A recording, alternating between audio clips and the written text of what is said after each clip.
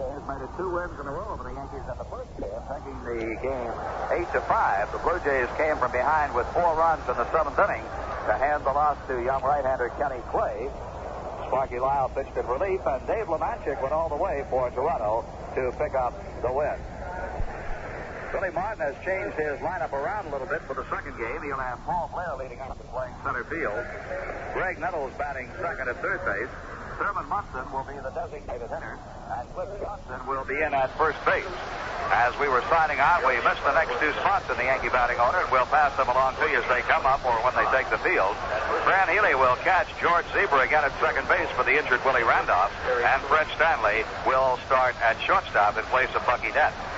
For the Toronto Blue Jays, it'll be John Scott in center field, Doug Rader at third base, Bob Baylor will be at shortstop, Otto Velez in right field, Ron Fairley is the designated hitter, Doug Ault will play first base, Hector Torres at second base, Alan Ashby will catch, and Steve Bowling will be in left field. The pitchers for the Yankees, Kenny Holtzman, a left-hander with a record of 2 wins and 3 losses. Holtzman will be making his 9th start of the year. He pitches to a rather lofty earned run average of 6.28. Holtzman has also pitched 3 times in relief. And on the mound for the Blue Jays, a left-hander who is being brought in from the bullpen to start this ball game, Mike Willis. This will be his first start. He has appeared 18 times in relief with 2 wins, 2 losses, and 5 saves at an earned run average of 2.62. Paul Blair will step in and lead things off for the New York Yankees. And here we go in the second game of the doubleheader as the Yankees try to gain a split. Blair swings on the first pitch and bounces one past the mound. Fielded near second by Torres is thrown to first base in time. And Blair is out 4-3 as this game gets underway. And now Greg Nettles. Greg Nettles batting in the number 2 spot against the left-hand pitcher. Went 0 for 3 in the opener. Nettles is 1 for 7 in the series. Thurman Munson is the designated hitter out on deck. Mike Willis looks in for the sign, and the pitch. Curve is swung on it. Missed, strike 1. Steve Bowling in left field. John Scott in center. Otto Velez in right. Doug Rader at third. Bob Baylor at short. Hector Torres at second, and Doug Ault at first. The catcher is Alan Ashby.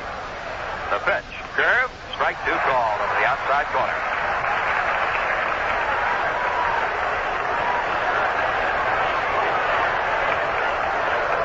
Willis has the sign.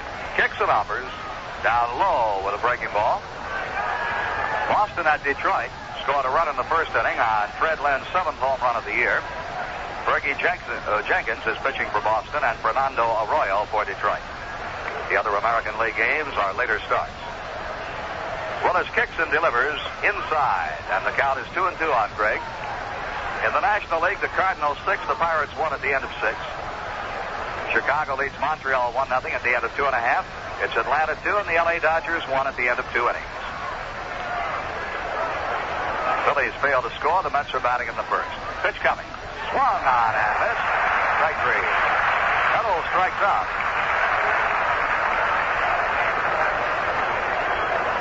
There are 2 down, and the batter is Thurman Munson with Cliff Johnson on deck. Number 15, Thurman Munson. Blue Jays won the opener by a score of 8-5. The Yankees had 11 hits in that ball game. The Blue Jays had but 9, but they got them when they counted.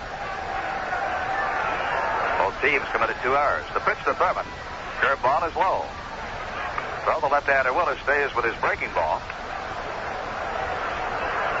Munson was 1 for 4 in the first game, 3 for 8 in the series. The windup and the 1-0 delivery. Outside. 2 balls and no strikes to Thurman. Cliff Johnson, the on-deck hitter, gets as close to home plate as he can to watch the pitches come in. Dick Hauser on the coaching line at third, and Munson takes a strike. A fastball from Willis, the first one. Bobby Cox coaches at first. Plate umpire is Greg Kosk. Russ Getz at first. George Maloney at second. Terry Cooney is at third. The wind-up 2-1 pitch. Curve is swung on and missed. 2-2. Blue Jays now in the season have won 4 out of 6 from the Yankees. 2-2 delivery. Hit in the air to left center field. The center fielder, Scott, is moving for it. He's there, and he makes the catch. The Yankees are retired in order at the end of one half inning. It is Yankees nothing, and Toronto coming to bat. If you're hungry, maybe you should get a pizza or something really great to take out. Try Carms at 140 Freeman's Bridge Road in Scotia. Open every night till 1, weekends until 2. Take advantage of their speedy home delivery. Or if you'd like a change from the home scene, Carms is a nice place to eat. Friendly service and pleasant atmosphere. And of course, at Carms, all the food is cooked to your order, deliciously. Call 346-1471 for delivery. Or go to Carms tonight. Sal's Tire Store is making a move around July 1st. Sal is making a move to a new location in the Rotterdam Industrial Park. The reason? Well, Sal is making a move to keep his overhead down and pass on additional savings to you. So for the dollar-wise buy on great tires, like Kelly Springfield's, go to Sal's new tire store in the Rotterdam Industrial Park, just off Route 7. Sal's, making a move around July 1st. The Calabash Pipe Shop offers you a large selection of pipes and accessories, plus brands and blends of tobacco in every combination imaginable. You can find the pipe and the blend to suit your personality. Alonzo Loveless and Joseph Greco can help you every step of the way. They handle pipe repairs as well.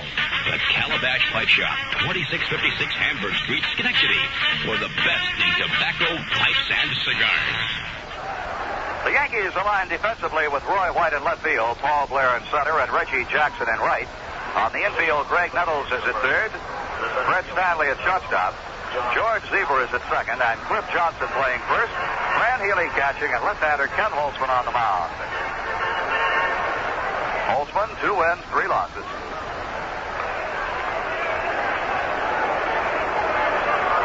The 9th start for Kenny and his 12th appearance of the season. His pitch, high to the right-hand hitting John Scott.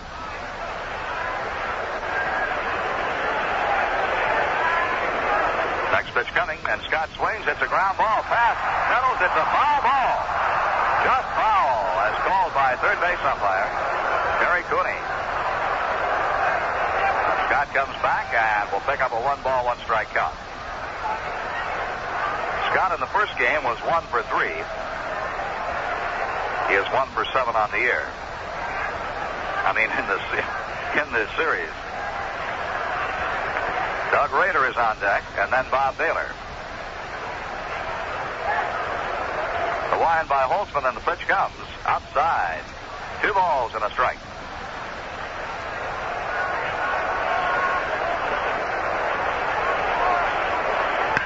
There's a ball hit to right center field. Moving over to his right, Reggie Jackson, and he makes the catch. Scott is retired as Reggie Jackson moved a long way to his right. And now Doug Rader, the third baseman, a right-hand hitter. Batting second, the third baseman, number 10. Rader was 1 for 3 in the first game and scored a run.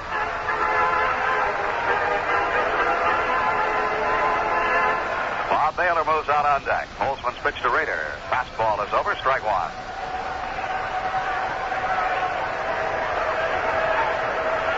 Holtzman, a quick worker, deals again. Fastball, and it's up high, 1-1. In this ballpark, it is 330 down the foul lines in left and right, 375 to the alleys, and 400 feet to dead center field. The fence is 12 feet high. Pitch is bounced on the left side, foul. The playing field is Monsanto AstroTurf. The only dirt, the areas around home plate, the pitcher's mound, and the bases. Everything else, the artificial AstroTurf surface. Holtzman rocks and delivers. Curve is line to left. That'll be a base hit. Roy White will have to play it on the second hop. And Rader is on with his 4th hit of the series. It brings up Bob Baylor, the shortstop. Baylor was 1 for 4 in the first game, and he scored a run. Batting third in the Blue Jays order, the shortstop, number 1. Otto Velez is out on deck. 1 out, 1 on, no score, bottom half of the first. Toronto won the opener 8-5. The punter goes, pitches hit, line drive back to Holtzman, and he throws to first for the easy double play. Rader broke with a pitch. And Baylor hit a bullet right back at a Holtzman's glove. His throw to Johnson completed the double play. No runs, a hit. Nobody left at the end of one. It's the Yankees nothing and the Blue Jays nothing. And you're going to like When We Do Things at Amco Transmission. Because if you take your car to Amco in the morning, chances are you'll have it back the very same evening. That's one-day service. And that's just enough.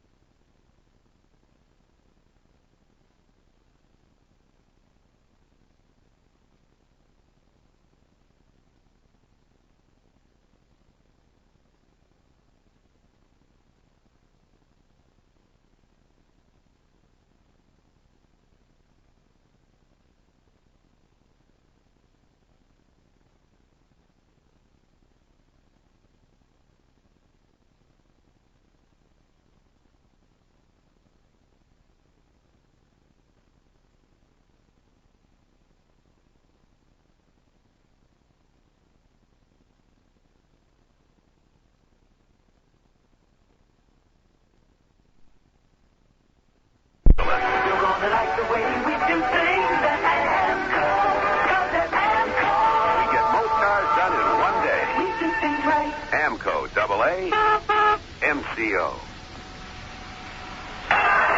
Introducing the lightweight champion of the world, new Rheingold Extra Light Beer. This is Mel Allen at ringside, right here with the winner, Rheingold Extra Light. And folks, it's terrific. Extra Light doesn't taste like it doesn't fill you up. So you can go with it round after round. It's crisp and full-bodied, the way a great beer should taste. Extra Light has all that same rich flavor Rheingold's been brewing for umpteen years. Because Rheingold, who originated low-calorie beers, wouldn't make it any other way. Rheingold Extra Light is the perfect brew when the weather gets warm and heavy. For today's active people, it's today's kind of beer. Clear, clean, light going down. This is the one that'll set you beer fans cheering. The lightweight champion. You must try new Rheingold Extra Light. It's the low-calorie beer that doesn't taste like it doesn't fill you up. Rheingold Breweries, New York. Cliff Johnson leads off the second inning for the Yankees. Right-hand batter, count of 2 balls and no strikes, as well as missed 2 curves. And a fastball against the inside corner belt high, 2-1. Johnson, pinch hit in the first game and popped up. He requests time now to dig a toe hole with his right foot. Now he's got it planted. Johnson really crowds up on home plate. Leans right out over the dish. And which pitch? Curve over the outside corner. It's 2-2. They play Johnson to full, and everybody is backed off deep, the outfield and the infield. The shortstop, Baylor, well over in the hole. 2-2 pitch to him. Swung on and fouled down at the feet of the catcher, Alan Ashby. A half swing by Cliff Johnson. And he stays alive on the foul ball. 2-2. Excellent crowd here in Toronto tonight. 2-2 delivery. Curveball is lined left field. Foul ball. Last night's crowd of a little better than 29,000 was the largest regular season non-promotion crowd of the year for the Blue Jays. Tonight's crowd will go somewhere in the neighborhood of 40,000. Looks like just about every seat in this ballpark is taken. 2-2 delivery. Hit in the air to left center field. The left fielder, Bowling, and the center fielder, Scott, are both there, and Bowling, the left fielder, makes the catch. Johnson is out, and Reggie Jackson, the batter, will pause for station identification on the New York Yankee Home of Champions radio network. Your official Yankee baseball station in the Tri-Cities and the home of Lee Summers, Dave Michaels, Lynn Corey, and Tony Z. 3WD. WWWD. Schenectady. Reggie Jackson takes an inside pitch, ball one. Jackson, left-hand batter, homered in the first game, his 13th of the year. He was 1 for 4. He checks his swing on a low curve, and it's 2 balls and no strikes. Mike Willis, his first start after 18 relief appearances, 2 wins, 2 losses, an ERA of 2.62. Rocks over the rubber and comes in with a high fastball, 3 balls and no strikes.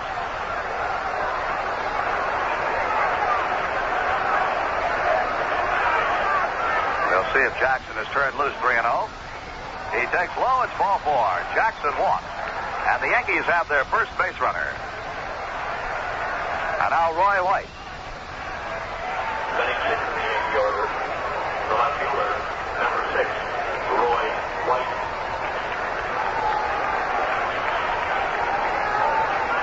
Roy White, a switch hitter, will bat right-handed. Fran Healy is out on deck. White in the first game had a double in 5 trips. Throw to first base, and Jackson is back. Doug Ault returns the ball to Mike Willis. Doug Ault throws left-handed, but he bats right-handed. Bit of an oddity. Here's the pitch now to Roy. High fastball, ball 1. No score. Top of the second. Toronto won the first game 8-5.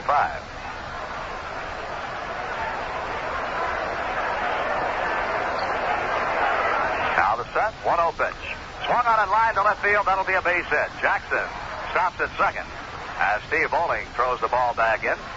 So Roy White with a base hit puts Yankee runners at first and second. And the batter now, Fran Healy. Healy did not play in the first game. Fran is batting 174. His 8 hits this year include 3 doubles. He has 5 runs batted in. Willis works, and Healy swings and misses. A half swing. He tried to stop it, but could not.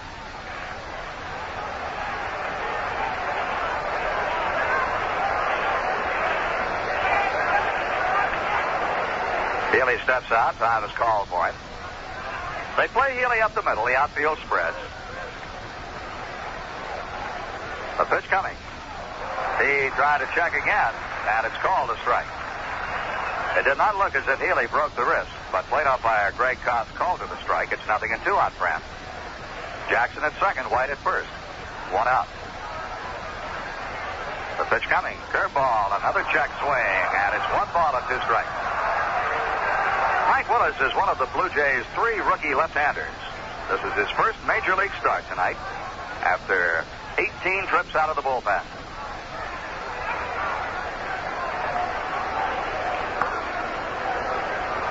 In 45 innings this year, he has allowed 36 hits. Pitch is swung on and missed as the runners go, and no throw to a base. A double steal pulled by Jackson and White as Healy strikes out. Jackson moving to third, White to second on the double steal as Healy did not have a full swing his whole time at bat. A strikeout. Right now, Miller, the pitching coach, goes out to the mound to talk to his young left-hander.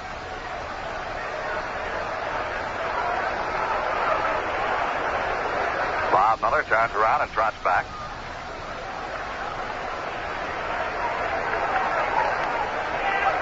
Bob Miller wound up his pitching career with the New York Mets in 1974. He's now the pitching coach for the Blue Jays. And the batter is George Zeber, switch hitter batting right. He takes a fastball low and outside. Yankee runners at second and third. Fred Stanley is out on deck. The windup and the pitch coming. Zeber swings and misses on a breaking ball. The count is 1 ball and 1 strike.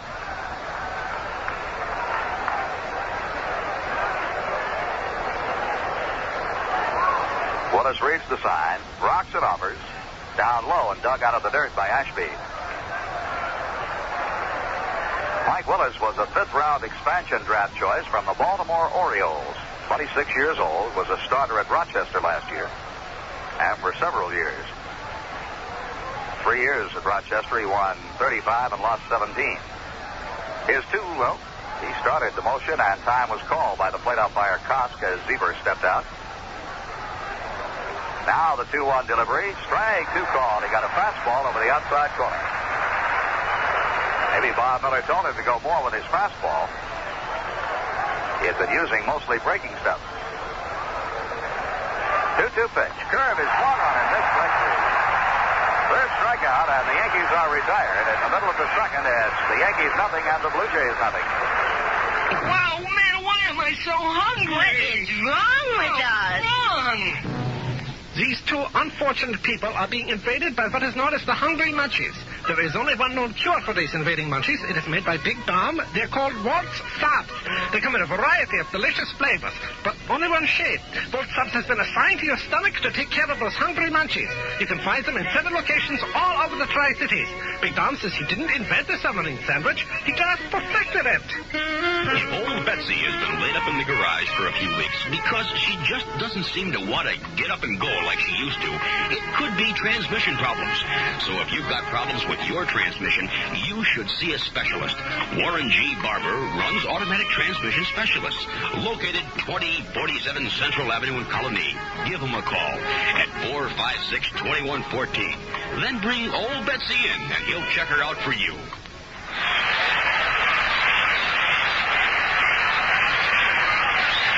No, that's not the fans cheering another Yankee home run. It's customers of Fitz, Lawrence, and Barton expressing their approval of a new advertising and public relations program.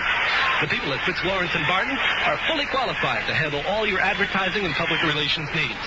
Just drop by and see them at 108 Union Street, Schenectady, or call them at 374-4189. Velez leads off the bottom half of the second for the Blue Jays. Right-hand batter, and Holtzman's curve is hit back up the middle and deflected by Holtzman, picked up by Stanley. His throw is in time. McMillan just barely nicked Holtzman on the hand as it went by, and the ball deflected just a bit. Brett Stanley was able to get to it. And we will tentatively call it 1-6-3, and that will become official. The ball was not hit that hard. I feel that Stanley would have made the play anyway. He had broken to his left and had to stop and reach back to his right after Holtzman deflected the batted ball. One out and Ron Fairley, the designated hitter. Left-hand batter. And he takes a curve over the inside corner. Fairley was 1 for 3 in the first game. The one hit was his 10th home run of the year. He takes a strike, and it's 0-2. They expand again about 5 years. Fairley may be in that expansion draft, the way he's still playing at the age of 39. He takes a curve low and outside. He's had a 2-run homer in each of the first 2 games of the series. 1-2 from Holtzman. Spins him back. The pitch broke over, but it was up high. 2 balls and 2 strikes. Fairley really bounced around down at first base in the first game, too. 2-2 pitch. Check swing, and a breaking ball misses. 3-2. The first baseman, Doug Alt, is on deck. No score here in the bottom half of the second after the Blue Jays won the opener 8-5. Payoff pitch. Hit deep to right field. Jackson back and watches it go. Another home run for Ron Fairley.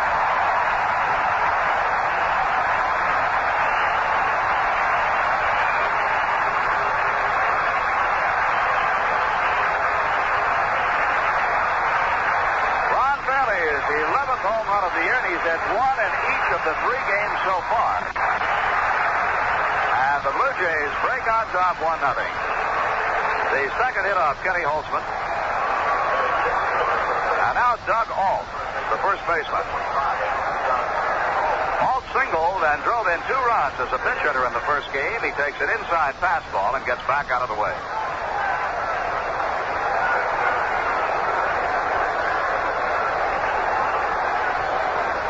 Holtzman wide on the pitch, outside. 2 balls and no strikes. Crowd tonight in the neighborhood of 40,000. The largest crowd here at Exhibition Stadium was opening day when they drew 44,600 in round figures. Pitches hit on the right side and through into right field, base hit. Hall makes a big turn and stops as Reggie Jackson throws back in. So Doug Holt goes the opposite way and picks up the base hit, number 3 for the Blue Jays. And now the batter is Hector Torres, the second baseman. Torres was 0 for 2 in the first game. He drove in 2 runs with sacrifice flies, and he scored. On one of his sacrifice flies, the ball was dropped by Reggie Jackson for a 2-base error, and later Torres scored. Throw to first base, no play. Both teams had 2 errors in the first game. Blue Jays committed both of theirs in the early going, first inning. Swing and a miss, strike 1 to Torres.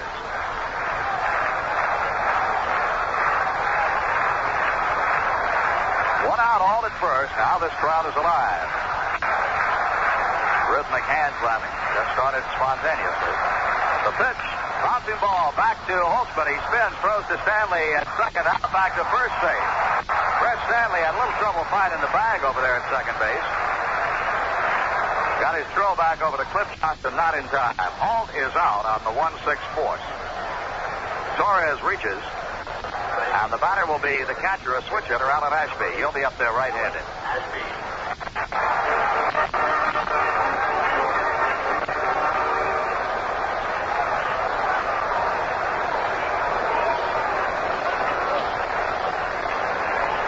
Throw to first base, and no play on Torres.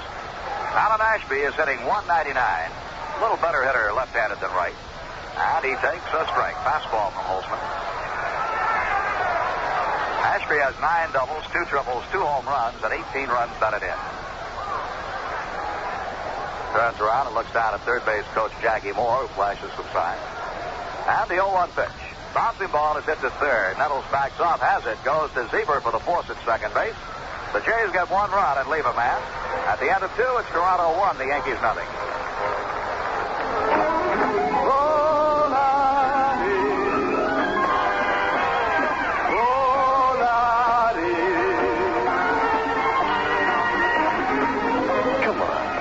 Look at Volare. Plymouth Volare. Coupe, sedan, and wagon, the small cars that keep growing bigger every day. The best-selling wagons there are. The biggest small wagons by far. Volare gives you more passenger space than some midsize wagons and over 80% the cargo space of some full-size wagons. A ride and a look that will please. A price that will put you at ease. The price of a small car. A smooth, steady ride, like a big car. Quiet comfort, and the room to enjoy it. Come ride Volare today. Ride small, the comfortable way. Volare.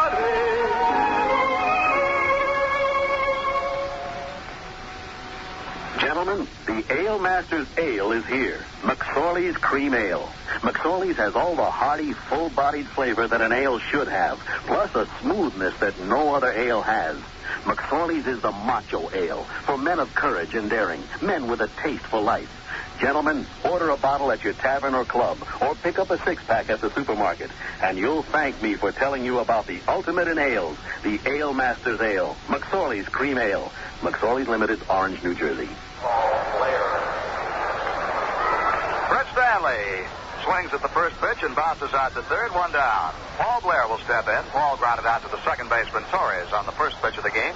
Right-hand hitter takes a fastball over the outside corner, strike 1. Greg Nettles is on deck. Toronto leads 1-0, and a curve is swung on and fouled back. Blair had not swung at that one. I think it would have hit him. No balls and 2 strikes. Toronto leads 1-0. Blue Jays won the opener 8-5 if you're just tuning in. 0-2 pitch.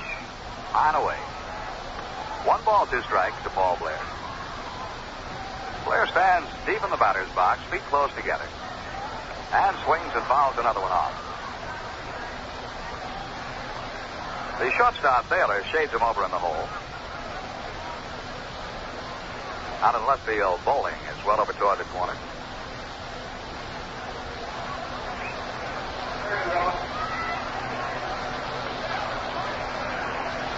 Willis ready.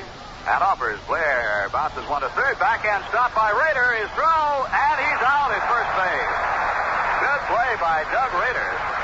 Right at the foul line. He made a backhand stab, came up with the ball, and threw to Walt in time. I'll tell you, this Toronto team looks like it is really psyched up for this Yankee series. And you can understand why. First time the Yankees have ever played a regular season ball game north of the border, so to speak. Greg Nettles struck out his first trip, and he rocks back from a high inside pitch, ball one.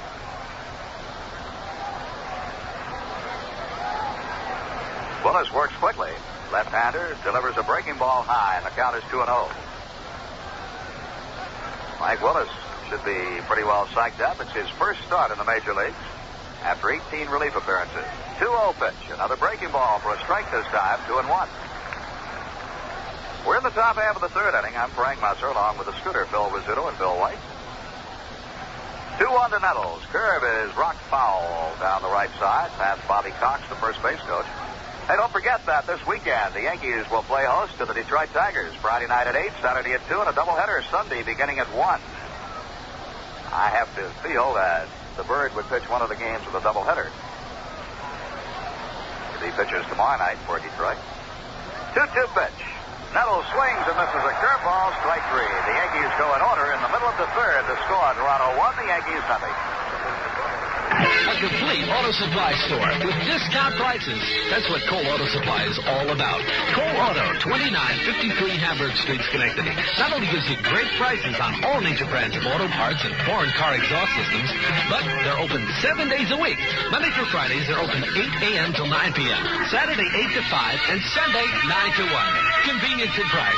You'll find it all at Cole Auto Supply, 2953 Hamburg Street, next to Rolling Greens Bowling Center. If you're hungry, maybe you should get a pizza or something really great to take out. Try Carnes at 140 Freeman's Bridge Road in Scotia. Open every night till 1, weekends until 2. Take advantage of their speedy home delivery. Or if you'd like a change from the home scene, Carnes is a nice place to eat. Friendly service and pleasant atmosphere.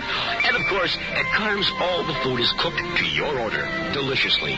Call 346-1471 for delivery, or go to Carnes tonight. It's time to save at Firestone, where right now they're having a double-belted white wall sale. Depending on your size, save $60 to $108 on a set of 4 Deluxe Champion Super Belts. Mounting is free, and convenient terms let you buy now, pay later. So before time runs out, visit Firestone, where they've set back the prices $60 to $108 during spring savings time. Firestone products and services are available at Carl Settle State Street, Schenectady, Arkley Tire, Mohawk Avenue, Scotia, or the Firestone Store, Lafayette Street, Schenectady. And the count is 2 strikes on him. He took one and swung. Holtzman rocks and deals again. Inside. Knee high, but inside. A ball and 2 strikes on Bowling. They play him up the middle, spread the outfield, and he takes outside this time to even the count 2-2. Both these pitchers are fast workers, Holtzman and Willis. And this pitch is hit high in the air to deep left field. Roy White is back on the track. Near the fence, he's got room and makes the catch. Roy White was about 2 steps from the barrier in left field when he pulled it in. And there's one down. We mentioned to you before, it's 100 meters to the corners, to the foul poles, 114 meters up the alleys, and 122 meters to center field. John Scott, a right-hand hitter, looks at a fastball off the strike zone, ball 1. I can figure out the meters, but I have no idea what the temperature is here. 1-0 pitch, breaking ball, 2 balls and no strikes. 330 feet seriously to the foul poles, 375 to the alleys, 400 feet to straightaway center, and the wall is 12 feet high. The lower 8 feet are padded. Fast and low from Holtzman, ball 3. 3 balls and no strikes to John Scott. The on-deck batter is Doug Rader.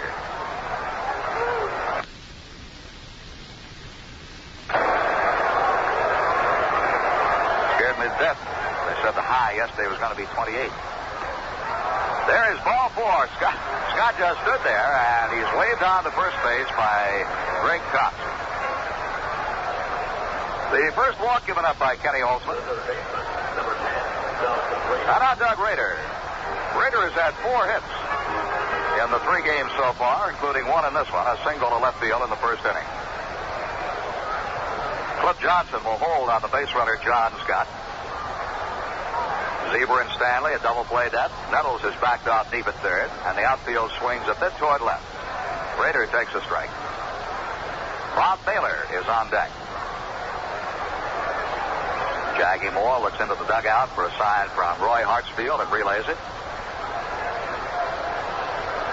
Scott down at first. Takes the lead with his lead foot on the artificial surface, draws the throw and gets back. On the artificial surface, the AstroTurf, base runners like to get the lead foot. In Scott's case, the right foot. He's going, and the pitch is hit in the air to center field. Mickey Rivers is there, or rather Paul Blair is there and makes the catch, and Scott comes back. The base runners like to take their lead with the lead foot, the right foot, on the artificial turf, the left foot on the dirt.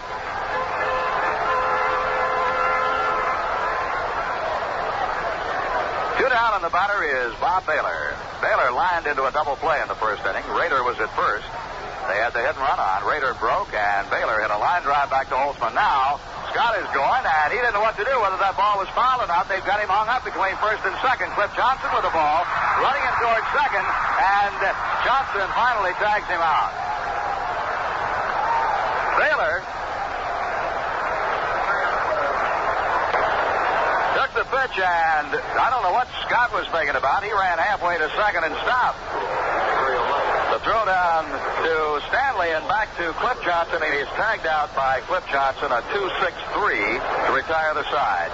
We've completed 3. Bill White will be in for the middle 3, ladies and gentlemen. At the end of 3, it's the Blue Jays 1, the Yankees nothing. Introducing the lightweight champion of the world. This is Mel Allen at ringside, right here with the winner. New Rheingold Extra Light Beer. It doesn't taste like it doesn't fill you up. Extra Light has got beer fans cheering. Wait till you get a load of that flavor. It's crisp and full-bodied, the way a great beer should taste. You must try Rheingold Extra Light, the lightweight champion. It's the low-calorie beer that doesn't taste like it doesn't fill you up. Rheingold Breweries, New York.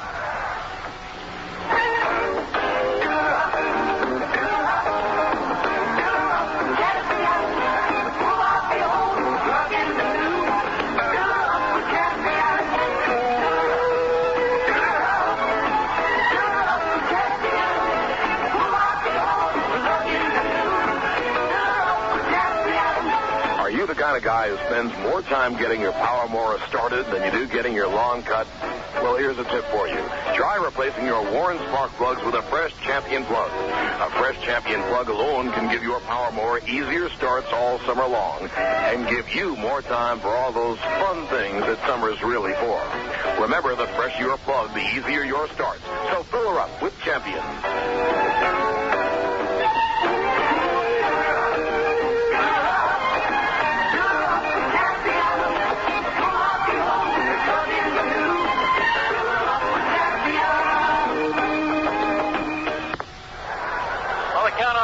And 2 balls and no strikes as he leads off with the Yankees in the top of the 4th. The Blue Jays lead 1-0.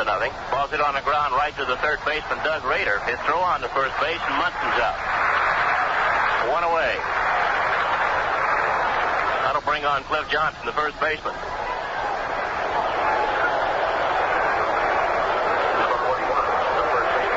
The Yankees trying to avoid being swept by the last place Toronto Blue Jays. Low, ball 1.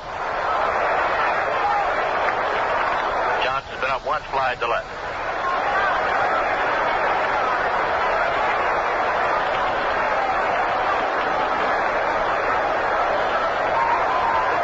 Now Mike Willis, the pitcher, wants to do baseball, and Greg Kosk, the home plate umpire, gives him one.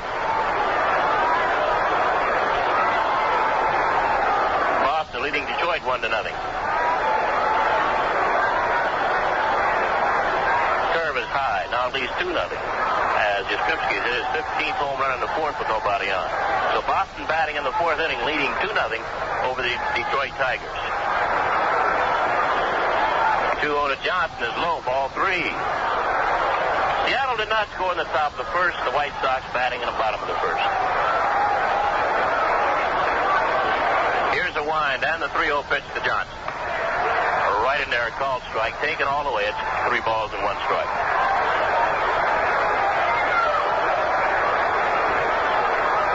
Pitch. Swung on line, foul outside third base. 3 balls, 2 strikes.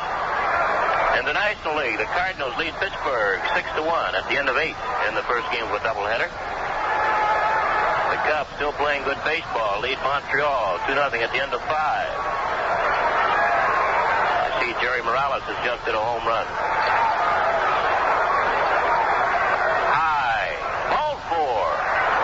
Take 15 seconds for station identification on the New York Yankee Home of Champions radio network. The weather is warming up.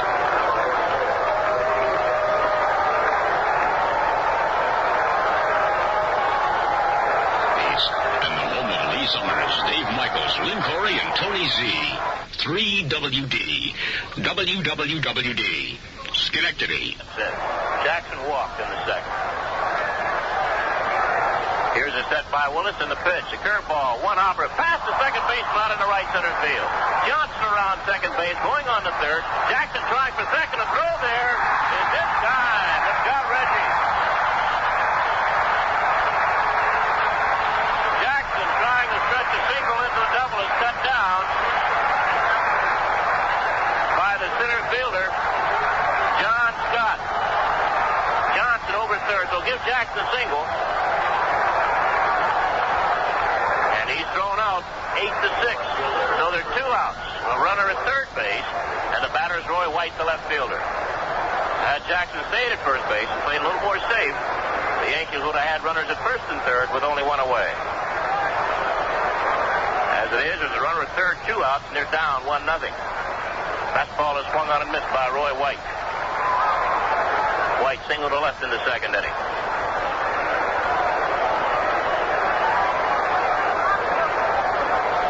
Blue Jays play Roy straight away. Willis looks for a sign. Now he rocks. And the 1-strike pitch. A curveball is high. 1-1. Atlanta leading the Dodgers 2-1 at the end of 4. Giants didn't score in the top of the first. The Cincinnati Reds batting in the bottom of the first. 1-1 to White. Line right center field after it and caught by the center fielder. John Scott off and running. The ball actually was hit the left center field, and Scott ran it down for the third out. White hit it hard, but it was caught. No runs. A base hit. 1 man left on base. Bottom of the fourth coming up to score. The Blue Jays 1, the Yankees 0. The summer will soon be here, and you're going to be left high and dry in the heat if you don't start thinking right away about a pool. Swimland, 1054 Crane Street, Schenectady is your Spartan Pool dealer with a complete line of pools and accessories. And they can fix you up with ways to get wet at prices that won't soak you.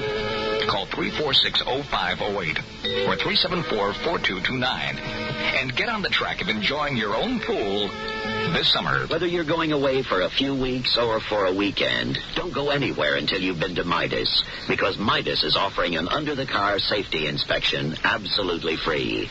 They'll check for worn shocks, a muffler that's about to go, all the things you often forget about that can go wrong under a car. So drive in for your free safety inspection, and while you're there, you can buy the 1977 96-page Rand McNally Road Atlas and Travel Guide for only 49 cents. Aren't you glad that you're not alone? 'Cause I'm not worried about Decon. 'Cause Decon is dead in for bugs. Decon Ant and Roach Killer kills with pinpoint accuracy. It gets into cracks and crevices where roaches hide and breed with the same kind of jet action exterminators use. Get Decon Ant and Roach Killer. Decon is dead in for bugs.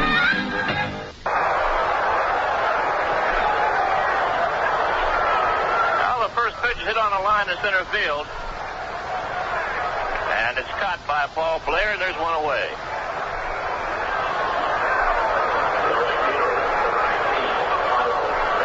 That'll bring on Otto Velez.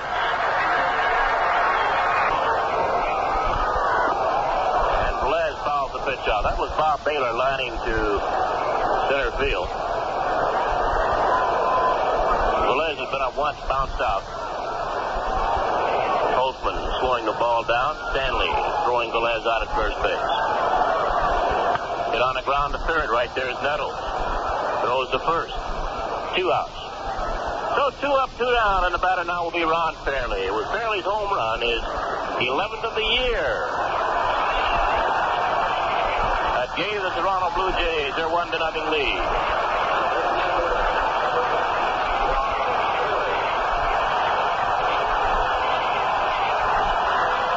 And listen to the hand Ron Fairley gets here. He takes the ball.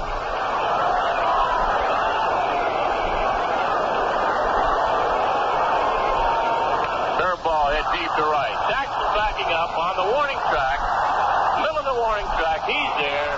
And he's got it for out number 3. 3 up and 3 down. At the end of 4, the score. The Blue Jays won, the Yankees nothing. Introducing the lightweight champion of the world. This is Mel Allen at ringside, right here with the winner. New Rheingold Extra Light Beer. It doesn't taste like it doesn't fill you up. Extra Light has got beer fans cheering. Wait till you get a load of that flavor. It's crisp and full-bodied, the way a great beer should taste. You must try Rheingold Extra Light, the lightweight champion. It's the low-calorie beer that doesn't taste like it doesn't fill you up. Rheingold Breweries, New York. Time you chocolate drink. The chocolate flavor, enjoy the tasty flavor of America's favorite chocolate drink. It's got real goodness, protein goodness, and cool refreshing taste. It's the chocolate with charge up and non-carbonated. Doesn't even have to be refrigerated. So isn't it time you chocolate drink? It's so delicious. When a chocolate soft drink is number 1 in the USA, it's got to have something going for it. Yoo-Hoo does. Great taste, rich and creamy, really refreshing. And Yoo-Hoo chocolate drink contains high-quality protein made from 99% fat-free milk. Isn't it time you knew Yoo-Hoo, America's favorite chocolate drink? It's Yogi Berra's favorite, too. Yoo-Hoo chocolate drink, the action drink for action people. Yoo-Hoo is another fine product of Iroquois brand. Fran Healy leading off in the 5th inning. Blue Jays leading 1-0 over the Yankees, and the first pitch, a curveball, too low. Bottom third of the Yankee batting order, Healy, Zieber, and Stanley. Willis with the next pitch, a fastball, it's low. 2 balls, no strikes. So far, Willis has given the Yankees 2 singles over the first 4 innings. The left-hander rocks and deals. Swung on and missed. 2-1 on Fran Healy. Yankees lost the opener 8-5 to the Blue Jays. And they're losing this one 1-0. Chop to third. Behind the bag is Doug Rader. Long throw is out at first base. Got Ely by just a whisker at first base. And there's one away.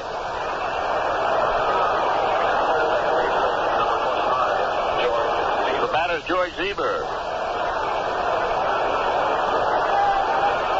Zieber hit his second home run of the year in the 2nd inning in the opener. With a man on base. He takes high, ball 1. Zieber filling in for the injured Willie Randolph. Randolph's thumb evidently not well enough to play. Fastball is low. It's 2 balls and no strikes. Zieber, a switch hitter, in right-handed against Mike Willis. 2-0 pitch. Line, base hit right field. In quickly, Otto Velez. And holding at first base, George Zieber. That'll bring on Fred Stanley. Third base hit for the Yankees. Have all been singles. Stanley's been up once, bounced to third. Right-handed batter. Giving Bucky Dent a rest, Mickey Rivers a rest, Chris Chambliss a rest. Barry Munson gets a rest, although he's playing as a designated hitter. With Ely behind the plate. Stanley takes the strike.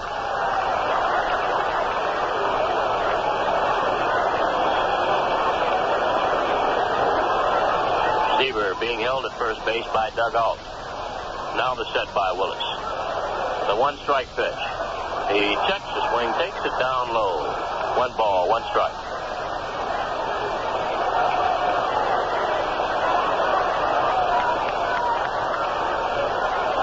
Kneeling on deck, Paul Blair.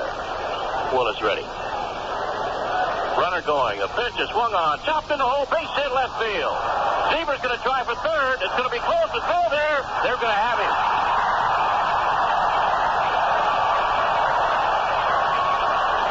Seaver on the run as he moves toward second base. Bob Baylor, the shortstop, went to cover. Stanley chopped the ball in the hole as Baylor moved to cover second base. And Seaver decided to gamble and try to keep going from second to third. And the left fielder, Steve Bowling, threw him out.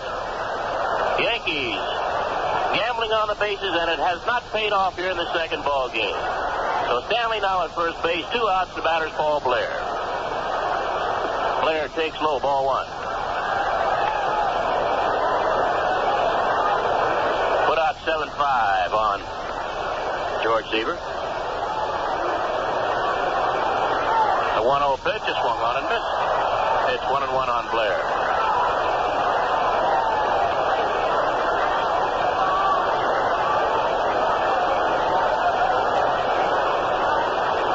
Now Willis sets. Throws to first base, and getting back safely is Fred Stanley.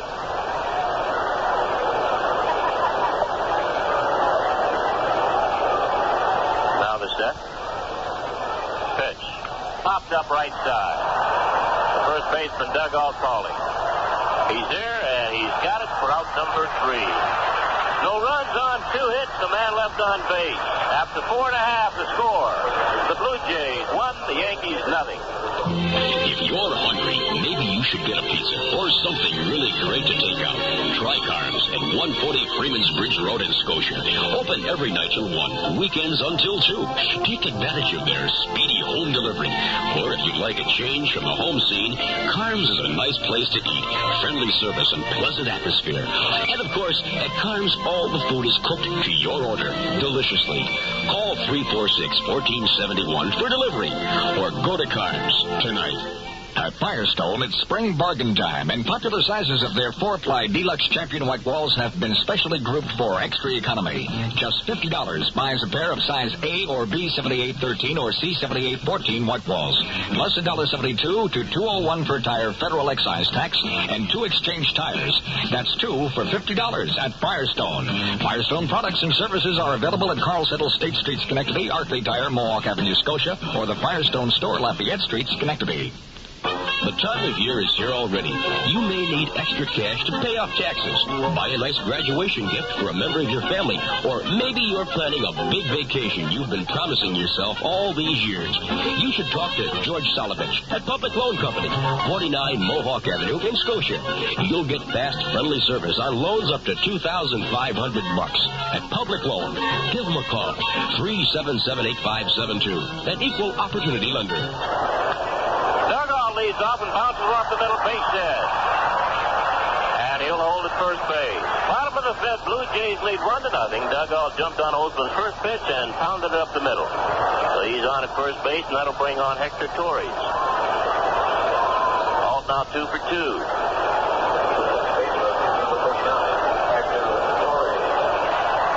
Torres, a right-handed batter.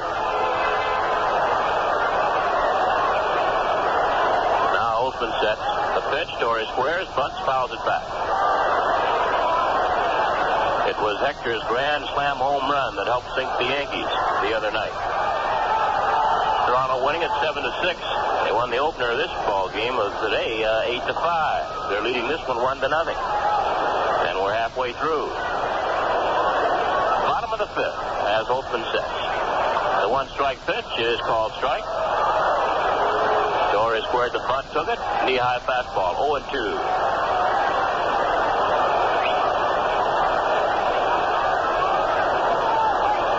Full house here at Exhibition Stadium in Toronto, Canada. They'll have over 40,000. The 0-2 pitch swung on and fouled back. place seats around 40,000 for baseball, 53,000 for football. And they'll play an exhibition football game here tomorrow night. The Toronto Argonauts will play the Montreal Alouettes, Canadian Football League. Pitches it on the ground, wide of Nettles, up with it to Stanley for one, back to first. No double play. Stanley went in the hole as Nettles went by the ball and threw the second base to Zieber to get the force on halt. So the put out 6-4. Zieber's return to first was not in time, so Torres is there safely. And that'll bring on Alan Ashby, the catcher.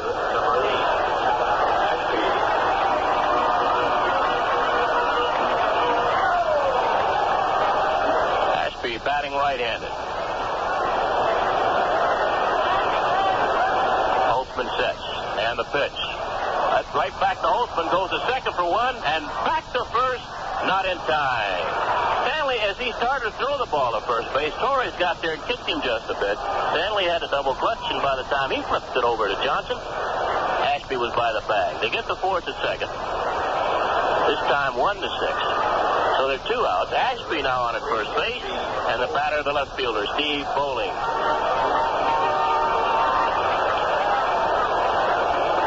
A right-handed batter has been up once, fly to left. Throw the first, Ashby's back.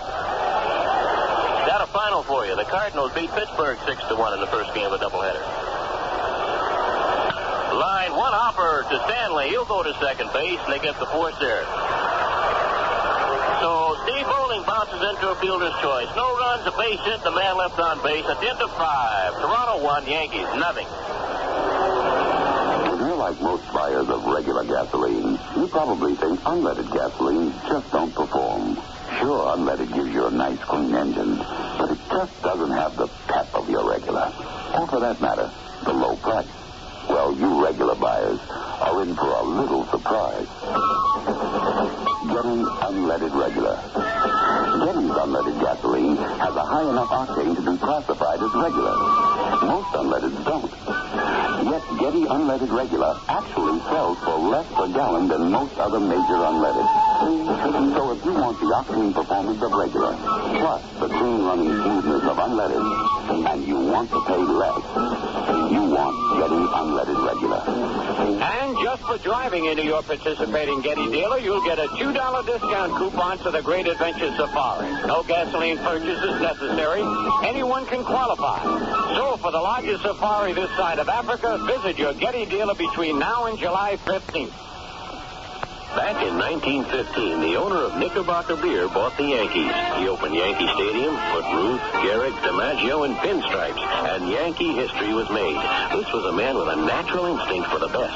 You can taste it in Knickerbocker Natural Beer. We say Knickerbocker Natural. Nothing should come between you and your beer. Two great traditions, the Yankees and Knickerbocker, from one great man, Jacob Rupert, 8, Orange, New Jersey. Top of the 6th, and Greg Nettles just hit a fly ball to center field that was run down by the center fielder, John Scott. So there's 1 out, and that'll bring on third Munson.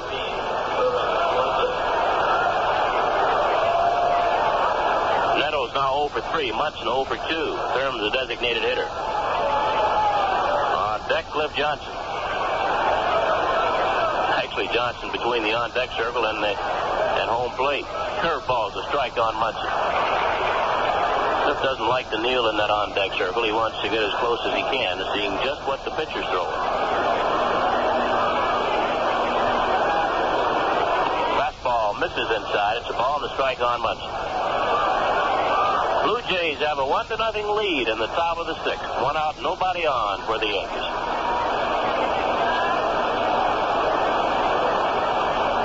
Chopped to short, charged by Baylor. He has a nice hop. Throw the first, Munson's out. 2 outs. The Yankees have hurt themselves with some over-aggressive base running.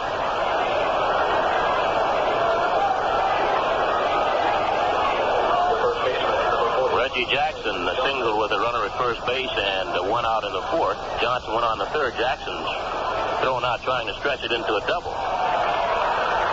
Then George Zieber trying to go from 1st to 3rd on a ball hit, single hit right to the left fielder. He was thrown out. 1 strike on Johnson. He checks the swing, takes low, it's 1-1.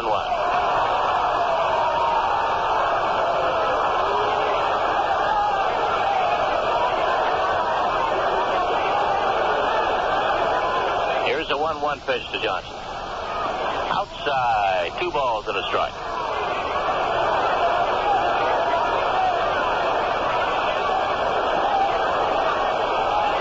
Pitch. Outside, 3-1. Johnson sits right on top of the plate. They try to pitch him tight. Here's a 3-1 delivery. Swung on and pulled foul into the third base dugout of the Toronto Blue Jays. And the count is full, 3 balls and 2 strikes. The only run in this ball game, the home run by Ron Fairley in the second inning with 1 out and nobody on. Fairley's 11th home run of the year. Fairley also hit a 2-run home run for the Blue Jays in the first ball game here tonight. The Blue Jays won that one 8-5. And he hit that home run off rookie Ken Clay on a 3-0 pitch. Payoff pitch to Johnson. Swung on it deep to left center field. Going back is Scott. He won't get this one. It's up off the wall. Johnson around first, digging for second. He'll make it there standing up. Cliff Johnson doubling high off the wall in left center field. Down at second base, and the batter's Reggie Jackson. Jackson has walked, and he singled to center field. 1 for 1. Jackson in the first ball game hit his 13th home run of the year. Over the wall in center field. They play him more or less straight away here at Exhibition Stadium.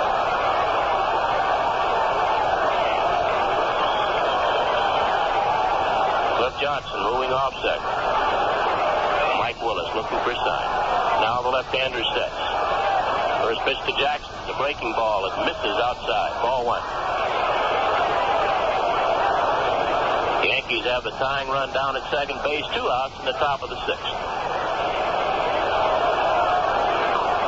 Willis taking a lot of time. Now he's at the belt. The 1-0 pitch. Outside with the breaking ball. 2-0.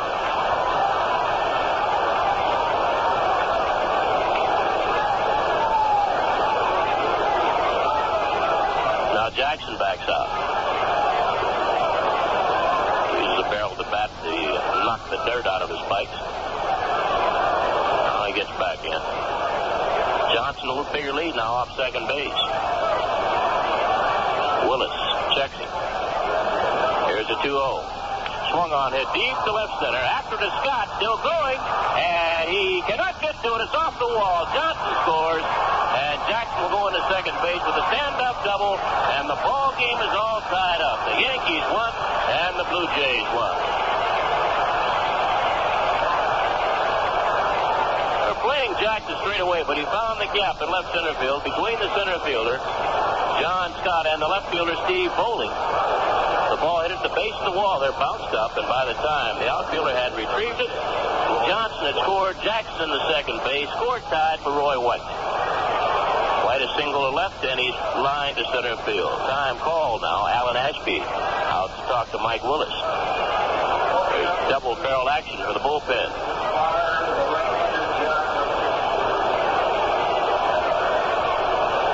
A left-hander and right-hander getting loose for the Blue Jays. Pitch to White is outside, ball 1.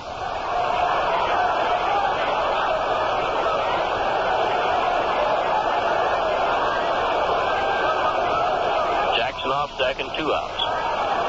Willis sets, and the pitch. High, 2-0. Willis has split 4 decisions so far this year.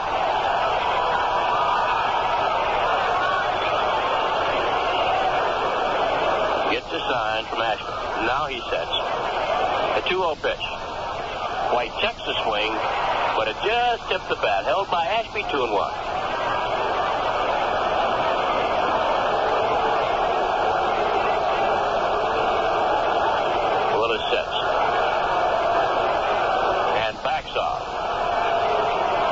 Around Jackson at second base. He can take a big league should he wish. The shortstop Baylor's playing White to full. Torres, the second baseman, is way back from second base. Here's a 2-1. Low. 3 balls and a strike. On deck is Rand Healy. Yankees using a a couple of doubles with 2 outs to tie the ball game up in the 6th inning. It's tied 1-1. 3-1 to White. Low ball 4. So White's at first. Jackson down at second. Fran Healy's a batter. Healy has struck out, bounced to third. He's 0 for 2.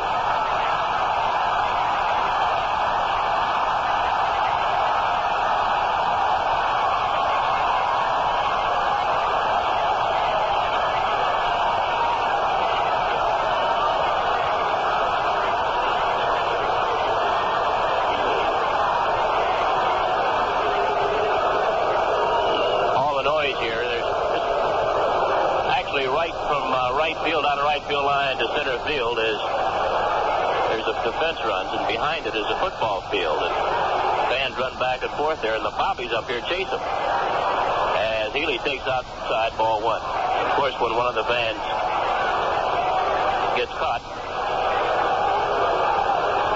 the crowd reacts. They'll take that wall down, and football will be played here tomorrow night. Here's the 1-0 to Healy. Swung on, chopped and grabbed by the pitcher, Mike Willis.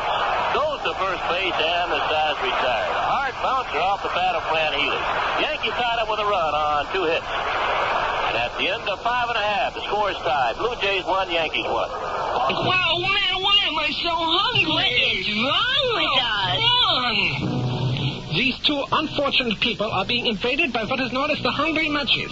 There is only one known cure for these invading munchies. It is made by Big Dom. They're called Waltz Subs.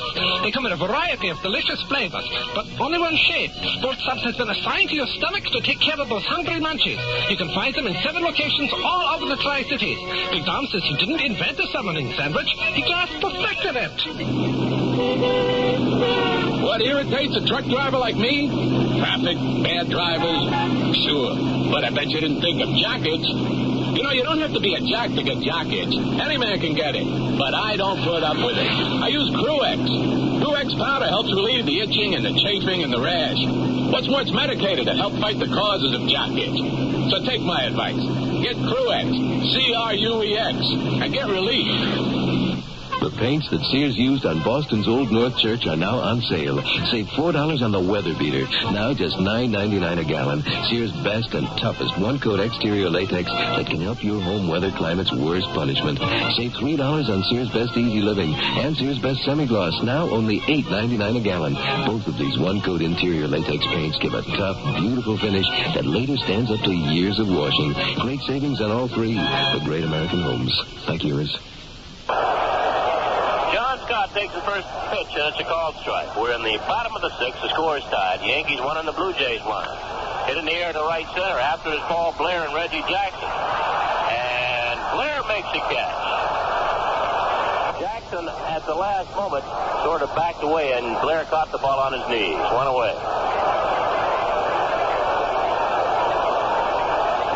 Batter Doug Rader, who was singled and flied to center field.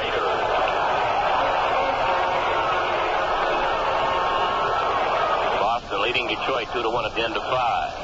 Home run by Fred Lynn and Carl Yastrzemski. Lynn 7th, Yaz is 5th. Both singles. White Sox 3, Seattle nothing after 2.5. One hopper right to the second baseman's ear. Takes his time, flips on the Johnson. Raiders out. 2 outs. That'll bring on Bob Baylor, the shortstop. Minnesota leading Milwaukee 2-0 after 2.5. Houston 2, San Diego nothing at the end of 1. Mets 1, Phillies nothing after 3.5. The Giants and the Reds no score after 1. Baylor takes the strike. Atlanta 2, Dodgers 1 after 6.5. Cubs 2, Montreal nothing after 7. Hit in the air right field. Jackson after it on the run. He's there now, and he's got it for the 3rd out. 3 up, 3 down. And at the end of 6, the score. The Yankees 1, the Toronto Blue Jays 1. Introducing the lightweight champion of the world, new Rheingold Extra Light Beer. This is Mel Allen at ringside, right here with the winner, Rheingold Extra Light. And folks, it's terrific. Extra Light doesn't taste like it doesn't fill you up. So you can go with it round after round. It's crisp and full-bodied, the way a great beer should taste. Extra Light has all that same rich flavor Rheingold's been brewing for umpteen years. Because Rheingold, who originated low-calorie beers, wouldn't make it any other way. Rheingold Extra Light is the perfect brew when the weather gets warm and heavy. For today's active people, it's today's kind of beer. Clear, clean, light going down. This is the one that'll set you beer fans cheering. The lightweight champion. You must try new Rheingold Extra Light. It's the low-calorie beer that doesn't taste like it doesn't fill you up. Rheingold Breweries, New York. Want to see me do something really terrific? Like what? Pay attention to the game? No. I'm going to do a magical feat, a card trick. Where'd you get a card trick? Why, there's a free card trick in every six-pack and fun-size bag of Baby Ruths and Butterfingers. I've already collected several. As a matter of fact, there's one trick I specialize in. What's that? See this fun-size Baby Ruth bar? Yep. Now watch me make it disappear. A card trick free in fun sizes and six-packs of Baby Ruths and Butterfingers. Top of the seventh, here's the Scooter. All right, William. Zebra, the batter, he has a count of 1 ball, 2 strikes on him. This game is going so fast, you hardly have time to breathe. Zebra is struck out single to right. Pitch by Willis is down low, and the count is even at 2-2. Blue Jays won the first game 8-5. And this one tied up at 1-1 in the top of the seventh. Willis kicks, delivers, line to left field. That ball's going to drop in for a base hit. Bowling has to play it on one hop, and Zebra has his second base hit of the ball game. And we'll pause for station identification on the New York Yankee Home of Champions Radio Network. Your official Yankee baseball station in the Tri-Cities and the home of Lee Summers, Dave Michaels, Lynn Corey, and Tony Z. 3WD. WWWD. Schenectady. Fred Stanley, the batter. Stanley has bounced to third and beautifully executed hit and run single, except that Zebra stopped at second, then tried for third, was thrown out. Stanley bunts, and he picks it up on one hop, goes to second. Great play by Alt. He knew Stanley was going to bunt. He dove, tried to catch it on a fly, caught it on the short hop. Still on his knees, bounced up and threw a strike to Baylor for the fourth play on George Zebra. That play goes 3-6. Good heads-up play by Doug Alt. He scraped the back of his right hand diving for that ball on the artificial turf. It'll bring up Paul Blair. Blair 0 for 3 has bounced to second, bounced to third, and popped to first. So Fred Stanley at first now. One man out, all tied at 1. Willis sets. Pitch to Blair, high, ball 1.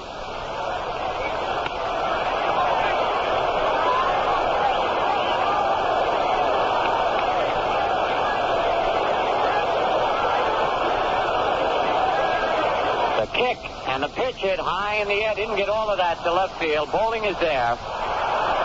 And makes the catch. Stanley down towards second, heads back to first. There are 2 out. And the batter now, Greg Nettles. Nettles has struck out twice fly to center field. And Greg wants to plate umpire Greg Cox. Take a look at that ball. He does. And he's going to throw it out of play.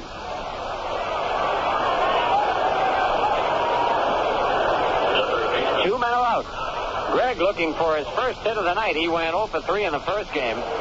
Did have a base on balls.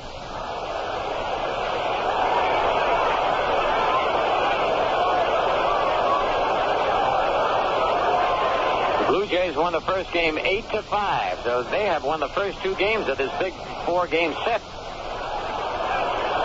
The Yankees have not been able to put it together in this series so far. Stanley, big lead at first. Pitch to Nettles. Checked his swing, but the curve is over. Strike 1 call. Oh, Billy Martin has shaken up the lineup, given some players a rest.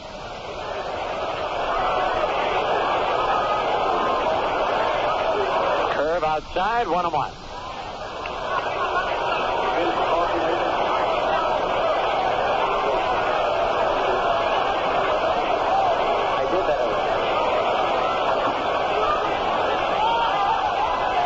By Willis. Foul back and out of play.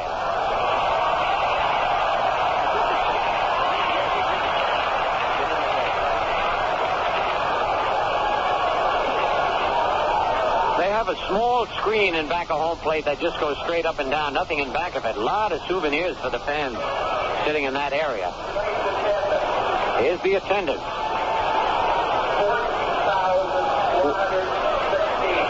40,115.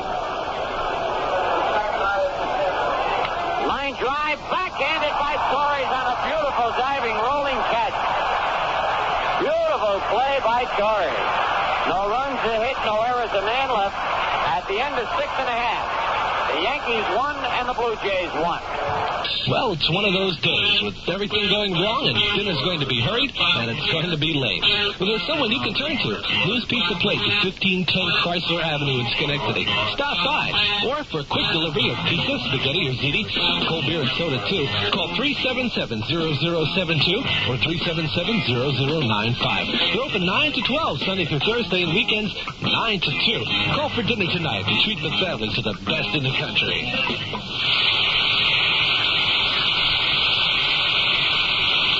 No, that's not a New York City subway carrying fans to Yankee Stadium. It's just one of the presses operating at Fitz, Lawrence, and Barton. The people at Fitz, Lawrence, and Barton can handle all of your printing, production, and mailing needs quicker than you can say Mickey Rivers. Just stop by at their office at 108 Union Street, Schenectady, or call them at 374-4189. No helmet, no inspection, and no license or registration. That's the freedom of the moped, and the Jawa is the easiest of them all to care for. Schenectady Moped Sales and Service, 1008 Regent Street is where to go if you want the scoop on mopeds.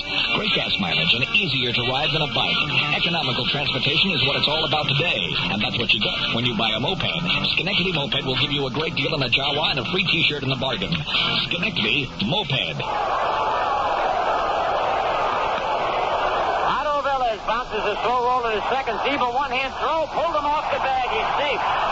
He was off the bag. Cliff Johnson, who does cheat a little bit there, cheated a little too much. Zeba's throw was high, and it's a base hit for Otto Velez. A very slow roll-up, as Zeba didn't have a good grip on. Threw it high, and Johnson came off a little too soon. Ron Fairley, who homered in the second inning, it's his third home run of this series. He's had one in each of the first 3 games. Yogi comes out of the dugout, wants some action in the bullpen. Holtzman pitching a strong game. The pitch to Fairley, he bunts. Holtzman wheels, goes to first. He looked at second and went to first to sacrifice. 1-3. It's kind of surprising to see Fairley bunting the way he can pop that ball. Just finished telling you that he has hit 3 home runs in the series, and the skipper, Roy Hartsfield, had him bunting. No way I'd have a man like that bunting with that power. Doug Alt, the batter. Alt is 2 for 2 in this second game. In the first game, he was 1 for 1. Came on as a pinch hitter, singled, and drove in 2 big runs. They're going to walk him. They're going to put Alt on and pitch to Hector Torres. That'll be the second walk given up by Kenny Holtzman. He walked John Scott back in the third inning, but then they caught Scott trying to steal. There's ball 3. Dick Tigro and Sparky Lyle are up in the Yankee bullpen. And there's ball 4.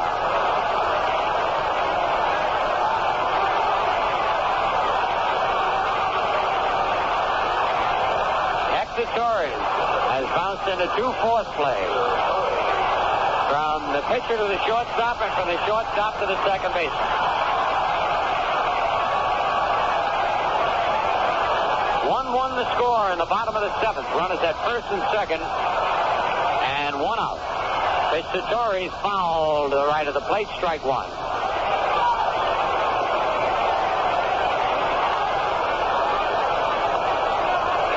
On deck, Alan Ashby.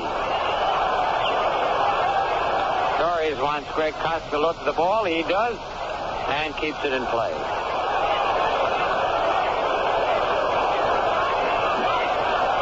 Have Holt at first and Velez at second. Stretch by Holtzman. pitch bounced back to Holtzman. He goes to Stanley high. They just get one, and lucky at that. Great play by Fred Stanley. Perfect double play ball. Holtzman almost threw it into center field. And for the third time, Hector Torres bounces into a force play. Moving to third on the play was Velez. Out at second was Alls. At first base is Torres. And the batter, Alan Ashby. That's when a pitcher can really help himself out of a jam. Could have been out of the inning if he'd have made a good throw to Stanley. But Stanley made an excellent play, jumping high in the air to keep that ball from going to center field and still getting the force play. Fred checking the left ankle as he came down. All slid into him hard, trying to knock the ball out of the glove. Ashby also has bounced into a force play twice. Third to second and a pitcher to shortstop. I tell you, Holtzman's had a lot of chances in this game. The pitch to Ashby. Strike one call. Let's see. Kenny has had 1, 2, 3, 4, 5, 6, 7 chances for Holtzman in this game. That's a lot for a pitcher. The stretch, he throws to first. But getting back is Hector Torres.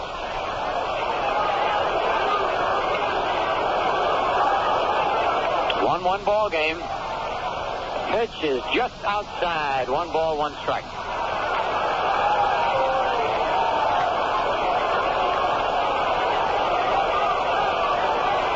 Kenny to the belt. Swing and a miss at a good changeup. 1 ball, 2 strikes.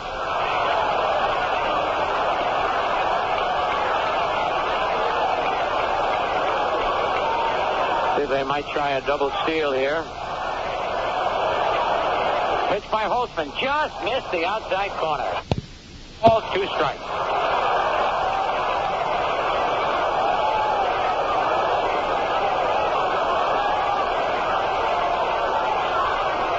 On deck, Steve Bowling.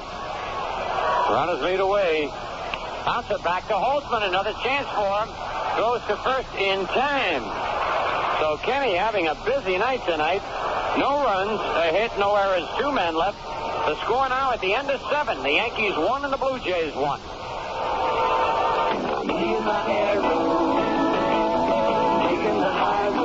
You and your new Plymouth Arrow. Tilt wheel, tinted glass, reclining buckets. You were made for each other. Me and my Arrow. Me and my Arrow. You and your Arrow. You could go a long way together, and on good old regular gas, too. 39 miles per gallon on the highway, 26 in the city, which, of course, are EPA estimates based on Arrow's standard 1600cc engine and manual transmission. Your mileage could differ.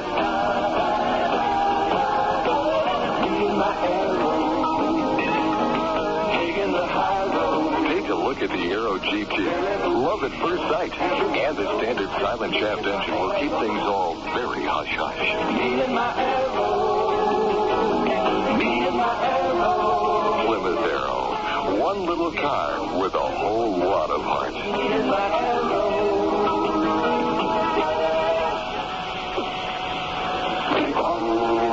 Come on, the need for extra shopping money is a sure sign of spring and summer.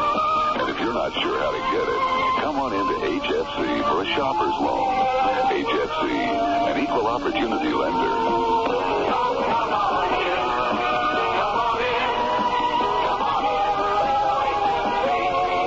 Household finance, where people use our money to get the most out of life. Come on into HFC. In the batter against the new pitcher, Jerry Johnson, who relieved last night and just relieved Mike Willis now. Thurman fouls the first pitch back, strike 1. Thurman has an 8-game hitting streak, and this might be his last time at bat. He's 0 for 3. He's fly to center, bounce to third, and bounce to short. Low and outside, it's 1-1. Jerry Johnson is the young man that said, and the very seldom hear a pitcher say that, Jimmy Wynn was called out on strikes last night, really argued, and Johnson said it was a ball, it was outside. That curve is low, and it's 2-1. Did not make George Maloney, the plate umpire, in the game, feel too good. And anything close this young man might not get. Swing and a miss at a good high fastball. He struck Munson out to end the ball game last night with the bases loaded and the Yankees losing by 1 run. So another battle between Johnson and Murphy. Rather, Johnson and Munson. The 2-2 pitch. A little low, and it's 3-2.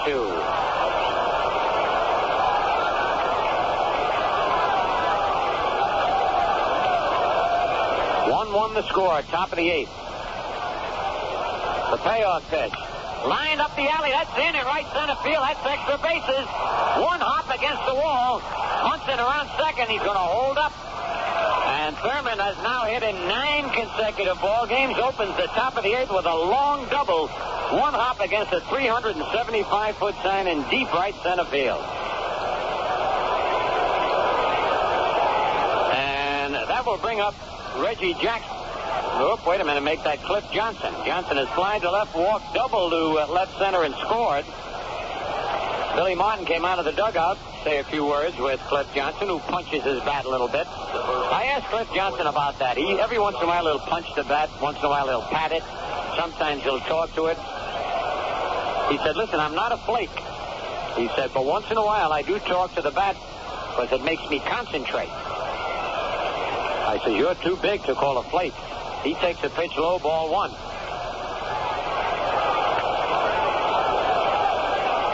Doug Rader is even with the bag at third. Nobody out. Johnson, a big, imposing figure up there at the plate. The kick, and the pitch is fouled back into the crowd, not a play. Johnson swung so hard he fell down. And now Alan Ashby's going out to talk with Jerry Johnson. Mike Willis, who made his first start of the year tonight, worked 7 innings, 7 fine innings. He allowed 7 hits, walked 3, struck out 4, and allowed just the 1 run. And the Yankees got that last inning after 2 were out, back-to-back doubles by Johnson and Jackson. The stretch by Johnson. And he tries to bunt and misses completely. He was trying to beat that out. It was not a sacrifice bunt. 1 ball, 2 strikes. So we have Johnson against Johnson.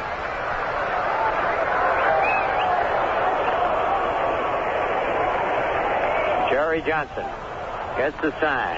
Ready to pitch to Cliff Johnson. And it's popped to right field but foul and curves back into the seats out of play. Cliff's job now either to drive Munson in or advance in the third.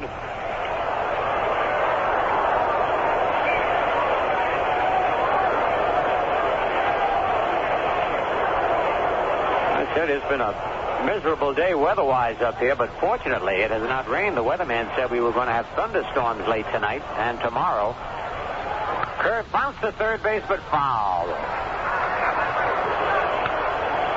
So the count holds at 1 ball and 2 strikes.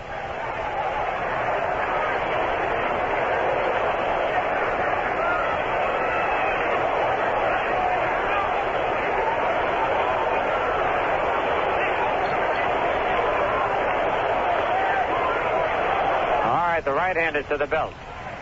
Foul back and out of play. Quickly, some scores. At the end of 6 innings, the Red Sox 2 and the Tigers 1.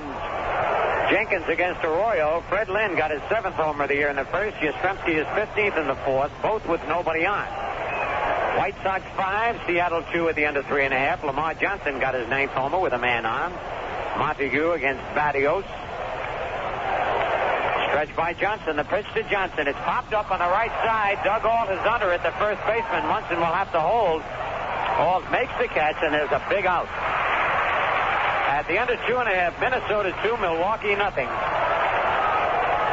Bear against Thormadsgard. Kansas City at California later on. In the National League, Cardinals beat the Pirates 6-1. The Cubs 2 and Montreal 2 at the end of 8. Morales and Garrett at home in that game. They're going to put Reggie Jackson on, give him an intentional walk, and pitch to Roy White. Reggie has 2 base hits and a walk in this second game. So now he'll have 2 walks and 2 base hits. And there will be Yankee runners at first and second with just 1 out, and the batter will be Roy White, who has singled, line to center, and walked. Other scores in the National League: Atlanta 2 and the Dodgers 1 at the end of 7. Giants nothing, Cincinnati nothing, end of 1. Mets 1, Phillies nothing at the end of 3.5. Houston 2, San Diego nothing at the end of 2. The left fielder is number 6, Roy White.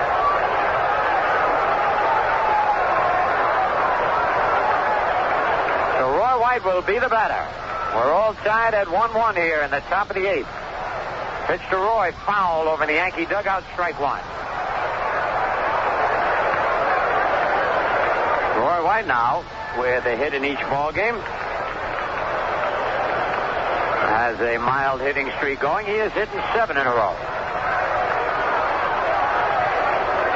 Jackson at first, Munson at second. Curve is high. It's 1-1.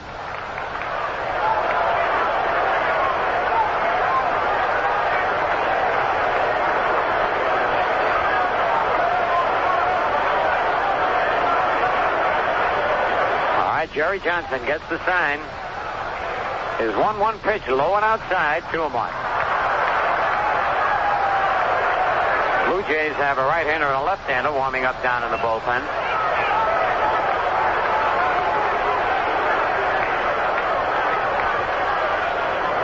Jackson leads off first, Munson off second. Fastball line to right center field. A slow start by the center fielder, Scott, but he gets there, makes the catch. Munson tags, the throw comes in, and holding at first is Jackson as Munson goes into third base. It was a long fly to right center, and John Scott got a late jump. He's a fine outfielder, but he was still able to get over there and make the catch. Munson tagged up, went to third, and the batter now will be Chris Chambliss batting for Fran Healy. So Chambliss, who was sitting out this second game, is called on as a pinch hitter, and this is when Chris is at his best. In 2-out situations, he seems to really bear down. Chambliss in the first game went 1 for 4, and Chris has now hit 9 straight games. But this is tough. When you come on as a pinch hitter, it counts in your consecutive game hitting streak. Got a huddle out on the mound now as Roy Hartsfield, the skipper, is out there. Chambliss will bat for Healy. Fran was 0 for 3 while he was in there. And they're talking about the possibility of maybe walking Chambliss and pitching to Zieber, although Zieber has 2 base hits in this ball game. So Chris Chambliss comes on. Munson at third, Jackson at first.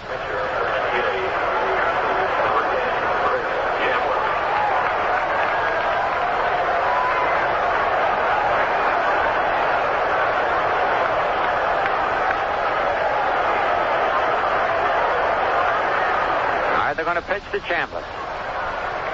And the first pitch is down low, ball 1. Jerry Johnson, kind of a herky-jerky type of right-hand pitcher. Not smooth.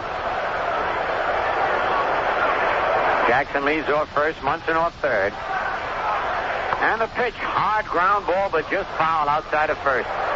It's a tough play for a first baseman. He's holding the runner at first.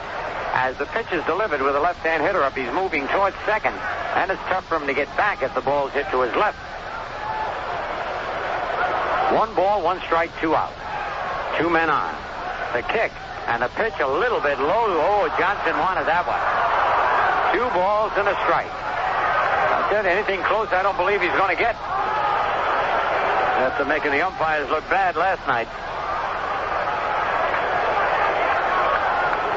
Now the right hand is set. And the pitch is high, ball 3, 3-1.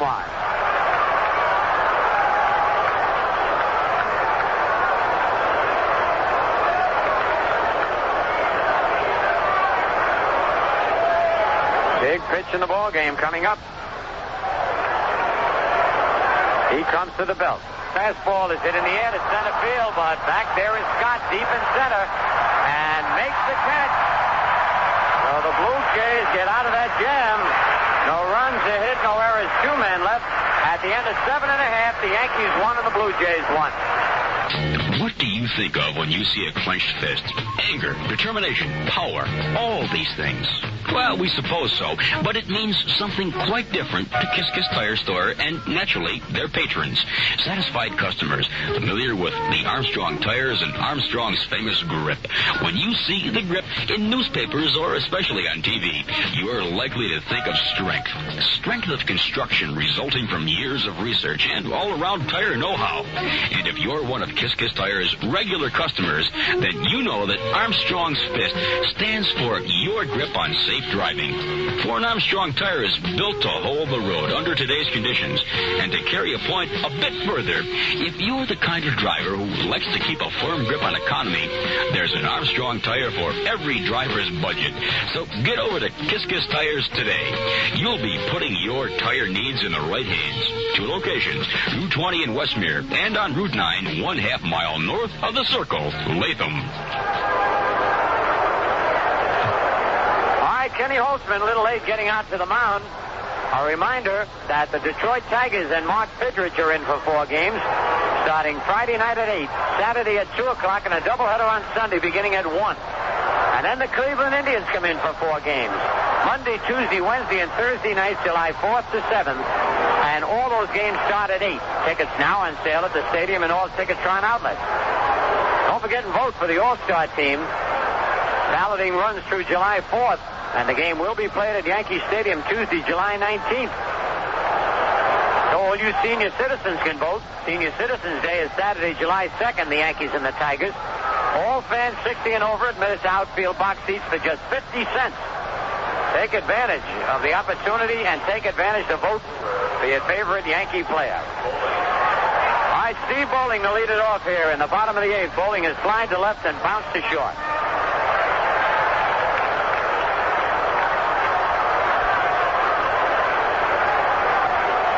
And a foul back in the crowd, not a play.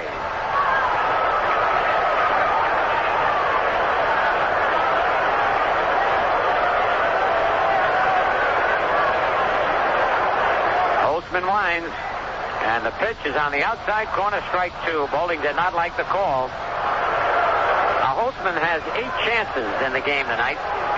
If Bill Kane is listening, I wish he'd call up and let me know what the record is for chances for a pitcher in a game. This game is going so fast I haven't had time to check the record book. Strike 3, swing.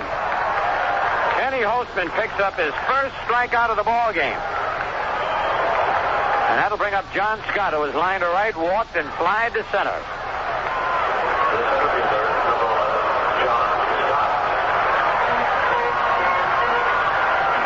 1-1 the score in the bottom of the 8th. On deck, Doug Rader. Pitch is right down the middle, strike 1 call. Outfield straight away on the big, lean right hand hitting John Scott. Pops this one up in shallow right. Zieber back. George under it and makes the catch. 2 quick outs here in the bottom of the 8th. And the batter now, Doug Rader. Single to left, fly to center, bounce to second. Third baseman, number 10, Doug Rader. Holtzman swinging that left arm around as though it might have stiffened up on him a little bit.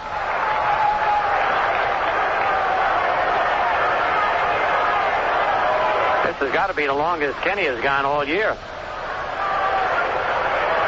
Pitching a beautiful ball game. Low and outside, ball 1. He has not thrown hard, but he has been mixing up the speeds and hitting the corners. Outside and high, ball 2, 2-0.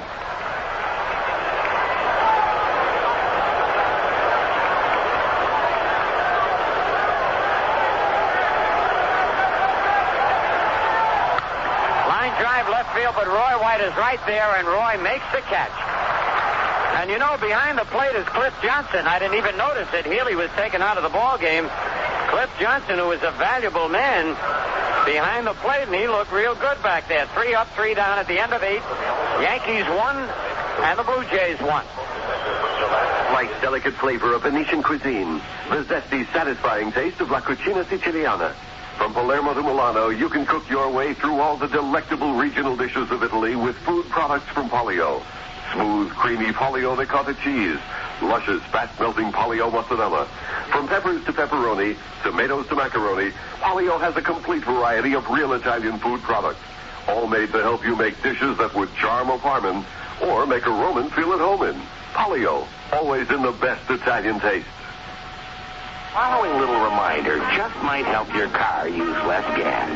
You could be wasting gas. The last time you changed your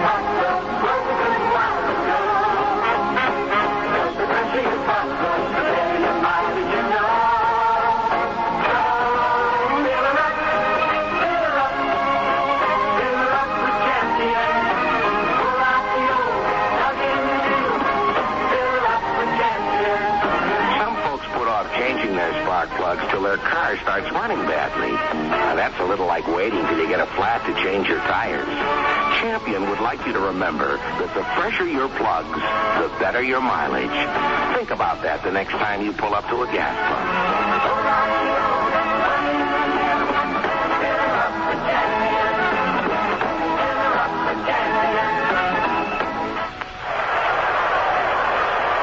George Zeba leads off for the Yankees. George 2 for 3. Takes a strike. Next pitch down low, and it's 1-1. Blue Jays have won the first 2 games of this 4-game series. This one tied at 1 here in the top of the 9th. Jerry Johnson winds, and the pitch is low, 2-1. On deck, Fred Stanley. Billy Martin resting Mickey Rivers. Cliff Chambliss was rested, but came on as a pinch hitter last inning. Has one slice foul back into the crowd. 2 balls, 2 strikes. Yankees out-hit the Blue Jays in the first game but lost. They are out-hitting the Blue Jays now 8-5.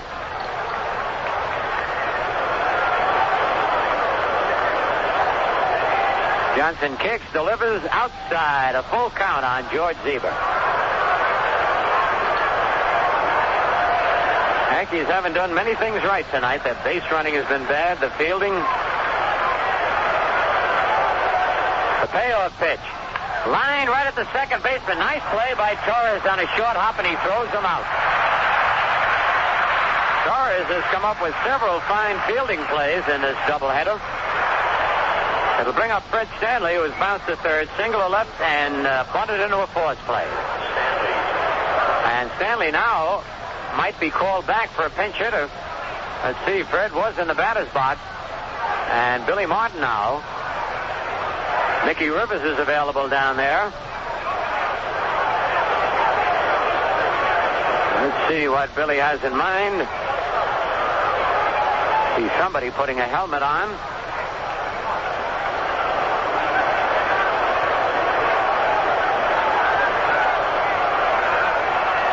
So Stanley will be out of the ball game. It looks like Carlos May looking for his helmet. And Carlos May will come up and bat for Fred Stanley. Let's see. In the first game, Carlos had himself a double and scored a run.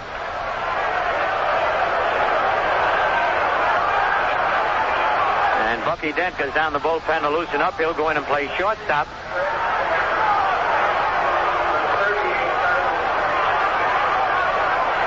Lucci, we got any further score on that Red Sox game? Red Sox were leading 2-1.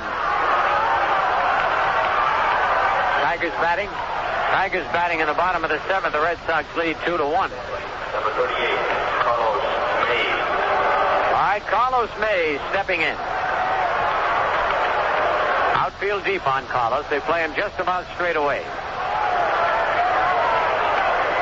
Johnson winds, and the pitch is in there, strike one called. And coming on deck, Mickey Rivers, who will bat for Paul Blair.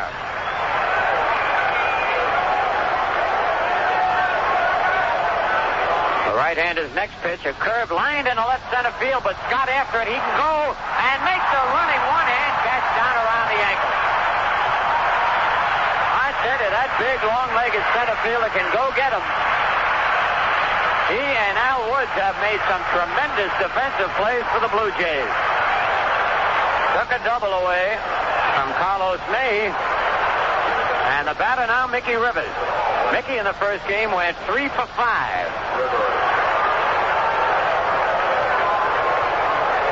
So if they can get Mickey on base, anything can happen. The pitch to Rivers inside, almost hit him, ball 1. On deck, Greg Nettles. Johnson's pitch is hit in the air to left center field, but over there is Bowling under it and makes the catch. So the Yankees get down in order in the top of the 9th. At the end of 8 1/2, the Yankees won and the Blue Jays won. Men, there are 2 things you can do about the itching, chafing, and rash of jock itch. You can baby the problem with talcum powders, salves, or home remedies, or you can use a real medicine. Cruex. Cruex medicated powder helps relieve the itching, chafing, and rash. And because it's medicated, it even helps fight the causes of jock itch. So get Cruex, the medicine made specifically for jock itch and its symptoms. Cruex. C-R-U-E-X. Those aren't ordinary sneezes. They're hay fever sneezes. And we've got just what you may need. Allerest, the strong one. You used to need a prescription to get medicine this strong. But now nothing you can buy without a prescription is stronger. Allerest may help you live as if you barely have hay fever. But if the strong one doesn't work, better see your doctor. Get Allerest and use only as directed. A product of Penwalt Corporation. Here on the Nation. All right, the changes for the Yankees. Bucky Dent goes in to play shortstop in place of Fred Stanley. Mickey Rivers goes in to play center field in place of Paul Blair. Told you Cliff Johnson is behind the plate now. This is his first stint behind the plate since joining the Yankees. Nettles comes over now to talk with Holtzman. The batter is Bob Baylor. Lined into a double play, lined to center, and fly to right field. We're in the bottom of the ninth inning, all tied 1-1. Baylor with that open stance, then steps into the ball. Holtzman's pitch is lined to left field. Coming on fast, Roy White has to play it on one hop. And Baylor is on with a single to left field. That is the sixth base hit of the ball game. Dick Tidrow up and throwing in the Yankee bullpen. And the batter now will be Otto Velez.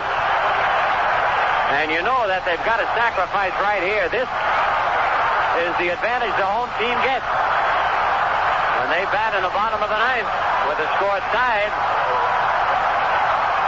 All right, Nettles moves in at third. Chambliss at first base holding the bag. The stretch, Velez squares, bunts foul at the plate, strike one.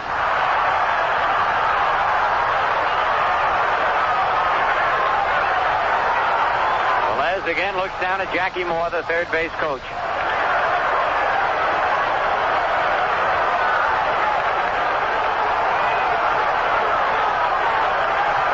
All right, Baylor leading away.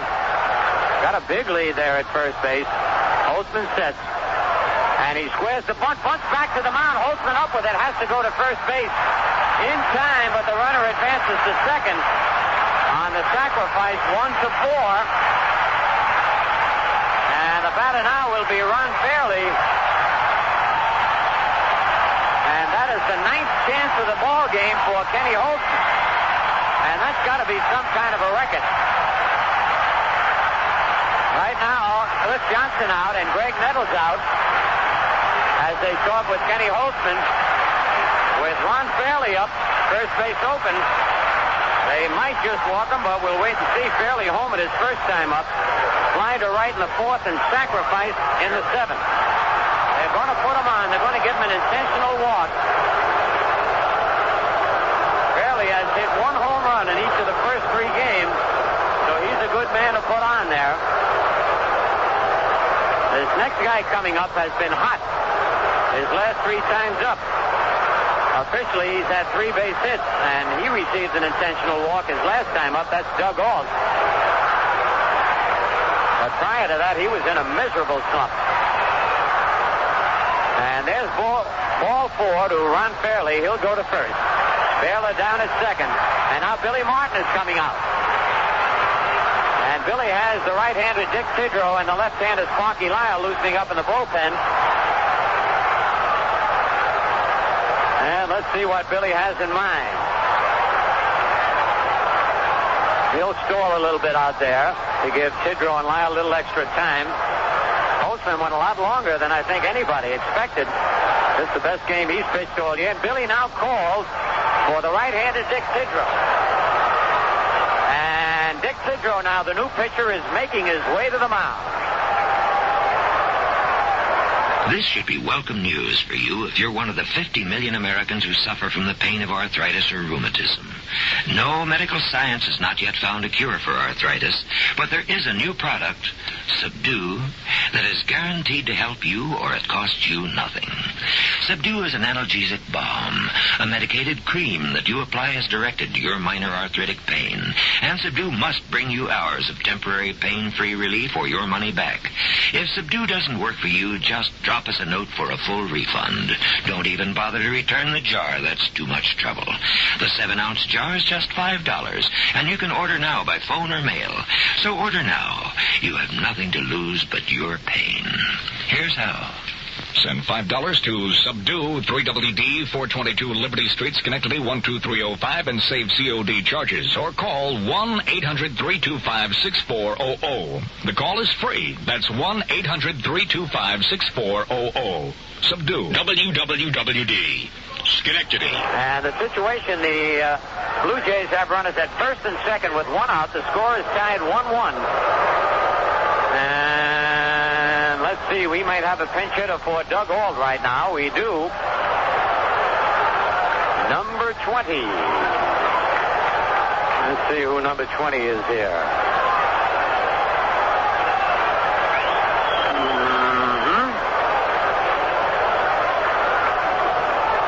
What do I do with my Blue Jays scorecard? Here it is.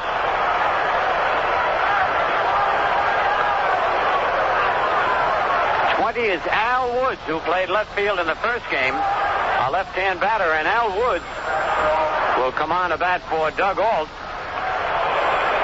Both managers now going to the percentages.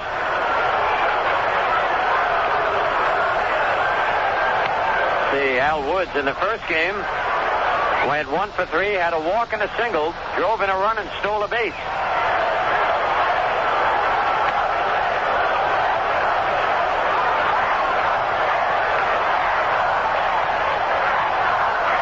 Dick Tidrow still warming up out on the mound. One man out.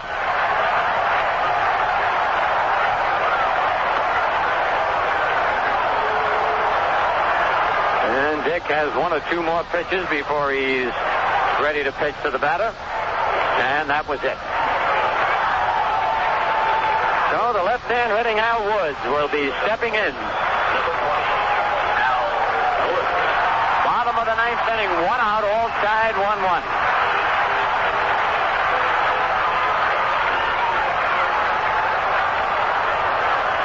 On deck, Hector Torres. Yankee outfield not too deep. They know on a base hit they got to try and throw that runner out at the plate. Stretched by Tidrow. And the pitch, swing and a miss, strike 1. Sparky Lyle continues to throw in the bullpen. Sparky relieved in the first game. Tidrow gets the sign from Cliff Johnson. Comes to the belt. And the pitch down low, and the count is even at 1-1.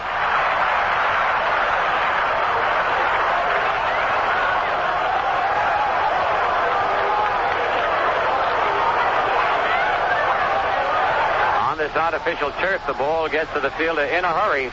The kick and a pitch just outside. 2 balls and a strike.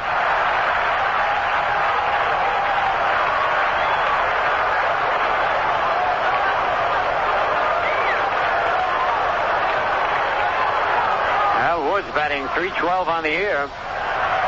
Dent trying to keep the runner close at second. The pitch, check swing, and it's low, and they said, asked the third base umpire, he said he did not swing at it, but that's not what they were arguing about. They thought the ball had hit the corner. Cliff Johnson and Dick Tidrow wanted that strike badly. It's 3-1 now.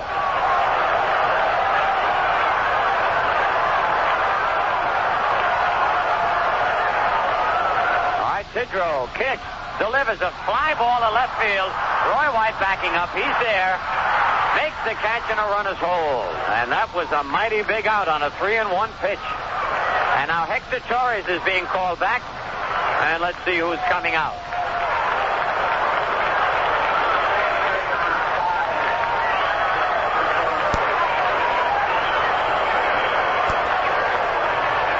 Sam Ewing, who was the designated hitter in the first game, is coming on the bat for Hector Torres. And in that first ball game, Ewing had himself 2 base hits. So So now there are 2 out. Cliff Johnson is out talking with Dick Tidrow. The runners at first and second. And naturally, the Yankees hope this game go into extra innings.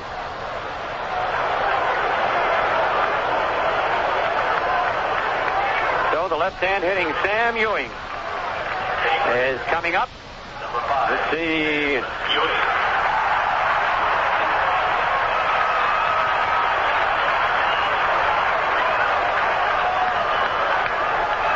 Runners at first and second.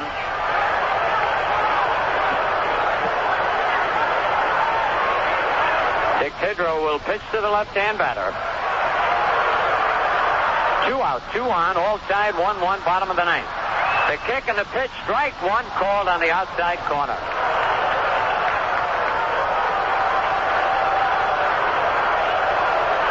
A lot of tension in this ball game right now. Can't afford to make a mistake.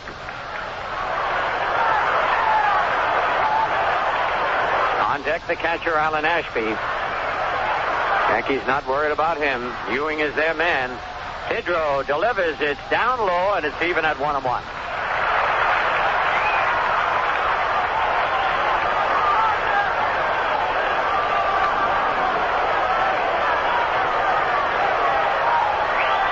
Infield playing deep. They'll try and knock down a hard-hit ground ball. Outfield not deep. Tidrow checks the runners. Now delivers to the plate. Line of left field. Roy White, though, is right there and makes the catch. Hallelujah. Roy was the right man in the right spot. No runs, a hit, no errors. 2 men left. We go into extra innings at the end of 9. It's the Yankees 1 and the Blue Jays 1.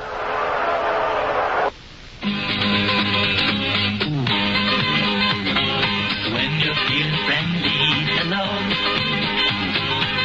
You got to let it show. So offer some Wrigley Spearmint Gum. There's no better way to say hello. There's no better way to say hello. Wrigley Spearmint Gum. There's no better way to say hello. You know the best way to make a new friend? Say hello with an old friend. A stick of Wrigley Spearmint Gum. Try it and see. Offer some Wrigley Spearmint Gum to folks you want to know. There's no better way to say hello. There's no better way to say hello. Wrigley Spearmint Gum. There's no better way to say hello. 2-0 Cincinnati 1. And Houston 2 and San Diego nothing at the end of 4. Right here, we're going into the 10th inning of a very exciting ball game, tied 1-1. And let's see. Sam Ewing has moved in to play first base.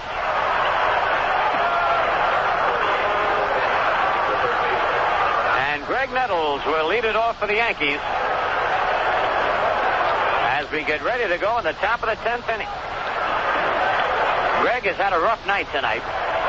He is 0 for 4 in this game, was 0 for 3 in the first game. And Frank Messer is coming on to carry you along in this 11th inning. But right now, Nettles lines a single to right field. And so, Frank Messer, here you got a head start with a single. Okay, Scooter, thank you very much. So Nettles is on, tied 1-1.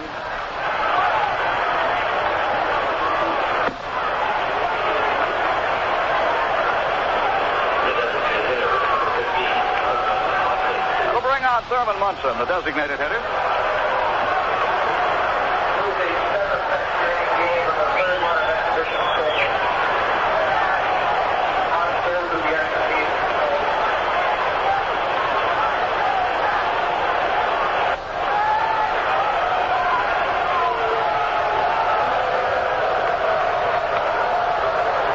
Thurman Munson, 1 for 4. He has now hit in 9 straight games.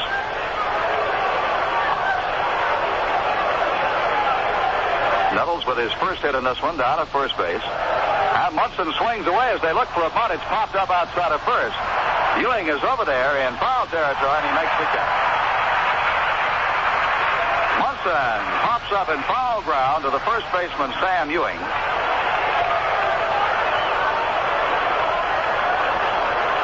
One out, and the batter will be Cliff Johnson. Johnson started the ball game at first base. He is now the Yankee catcher.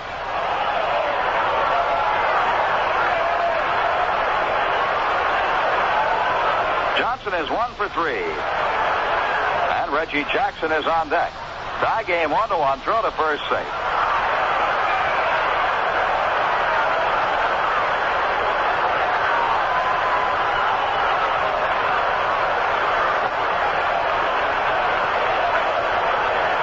The pitch, high and inside.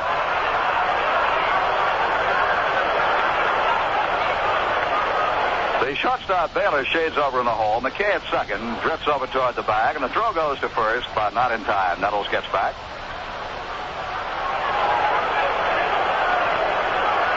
Cliff Johnson, right-hand hitter.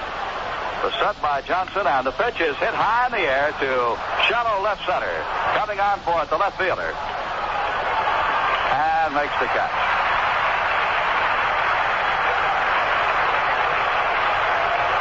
Jerry Johnson retires Cliff Johnson on a fly ball to left field.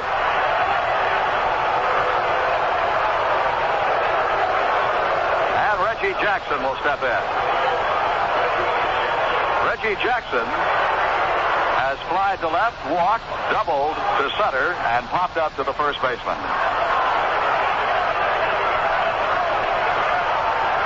Jerry Johnson's pitch is high, ball one. Ewing is holding Nettles on down at first. Second baseman McKay and the shortstop Baylor back in what would be the outfield grass. Back beyond the white lines. Nettles gets a good lead, and the pitch to Reggie is outside. 2 balls and no strikes.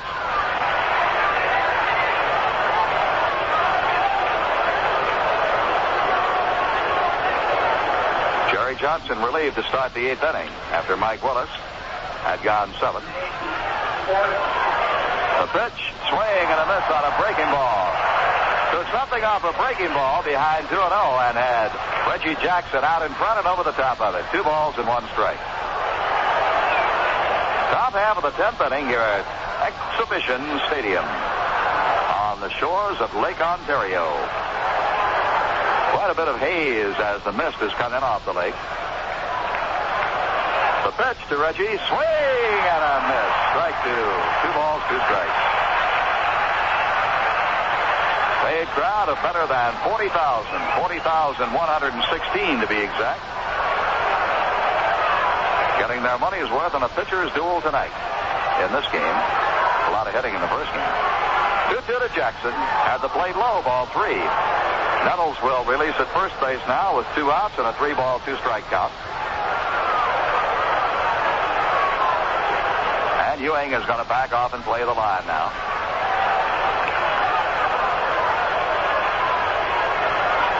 The set. Nettles goes. The pitch. Check swing. Did he go? He went. Strike 3. Called by the third base umpire, Terry Cooney. An appeal to Cooney, and he called it strike 3, a swinging strike. And at the end of 9 1/2, it's still Yankees 1 and Toronto 1. What is the difference between 2-stroke injector oil and 2-stroke motorcycle oil? Is it advisable to add automatic transmission fluid to crankcase oil? Pennzoil experts answer these and other car owners' questions in the July issue of Popular Science magazine on the newsstands now. In that same issue, Popular Science tells how the mini cars measure up by testing AMC's Gremlin, Chevrolet's Chevette, and Ford's Fiesta. And you'll learn about Eaton's 5-in-1 engine. It saves fuel by running on 4 cylinders for cruising and automatically switches to 5, 6, 7, or 8 as needed for hill climbing or acceleration. And remember, in the same July issue of Popular Science, you'll also find answers to your questions about motor oil from Pennzoil experts. But you don't have to be an expert to know that when you ask for Pennzoil, you're getting top-quality motor oil plus Z7, Pennzoil's own additive. You'll find when your car is worth caring for, Pennzoil is worth asking for.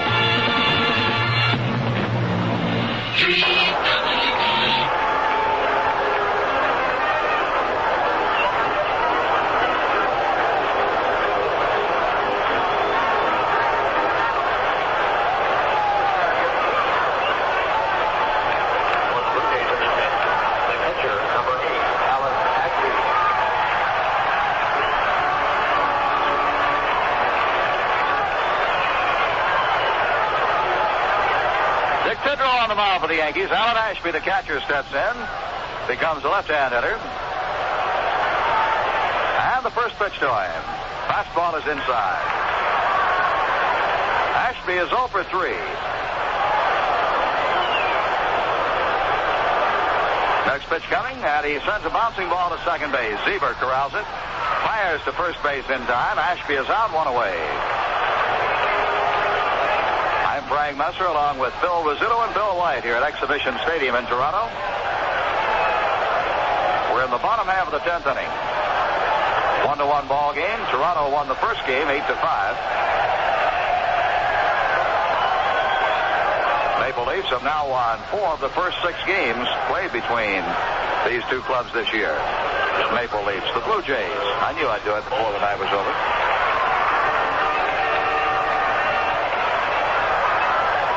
Steve Bowling is the batter. He's 0 for 3. Right-hand hitter, swings and sends a ground ball foul at third base. Nettles got to it, but in foul territory. Well, the action should be hot and heavy at the stadium this coming weekend with the Detroit Tigers coming in for 4 games, Friday night, Saturday afternoon, and 2 on Sunday. Hope we see Pittridge. Here's the 0-1 pitch. Swing and a miss on a good hard slider. Strike 2.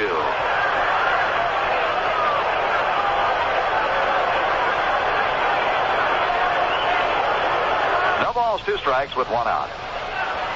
Tidrow rocks and fires. Line drive, left field. Roy White digging for it. And he dropped the ball in fair territory. It's a base hit. Roy White reached down, made a backhand trap in the left field corner in fair territory. And it is a base hit for Steve Bowling. Now the top of the batting order. John Scott. Scott is 0 for 3. He reached on a walk in the 3rd inning and was thrown out stealing. He seemed to get a little confused in the whether to head for second, go back to first, and he was out 2-6-3.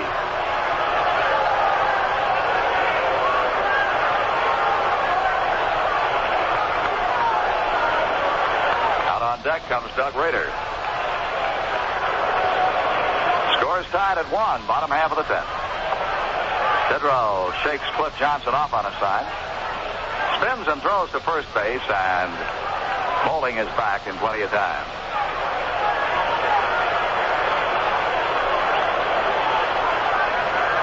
Now the stretch by the Yankee right-hander. Tidrow kicks and offers. Pitches bounce to the right side. Almost hit the base runner. Fielded by Zieber. He throws to first in time.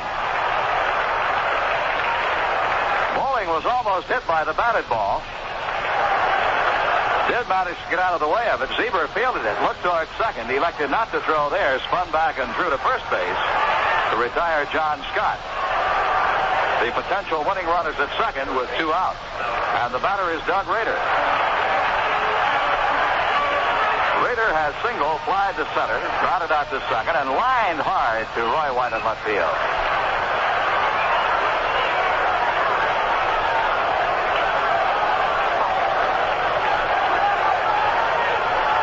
Right-hand hitter.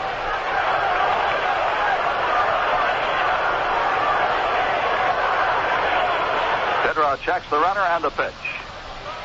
Low, had the outside part of the plate, but down below the knees. Ball 1. On deck, Bob Baylor, the shortstop.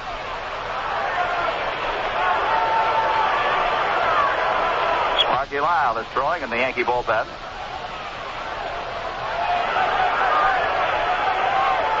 Tidrow comes set. And the pitch. Low and outside. Cliff Johnson had to go to his knees for it. 2 balls and no strikes.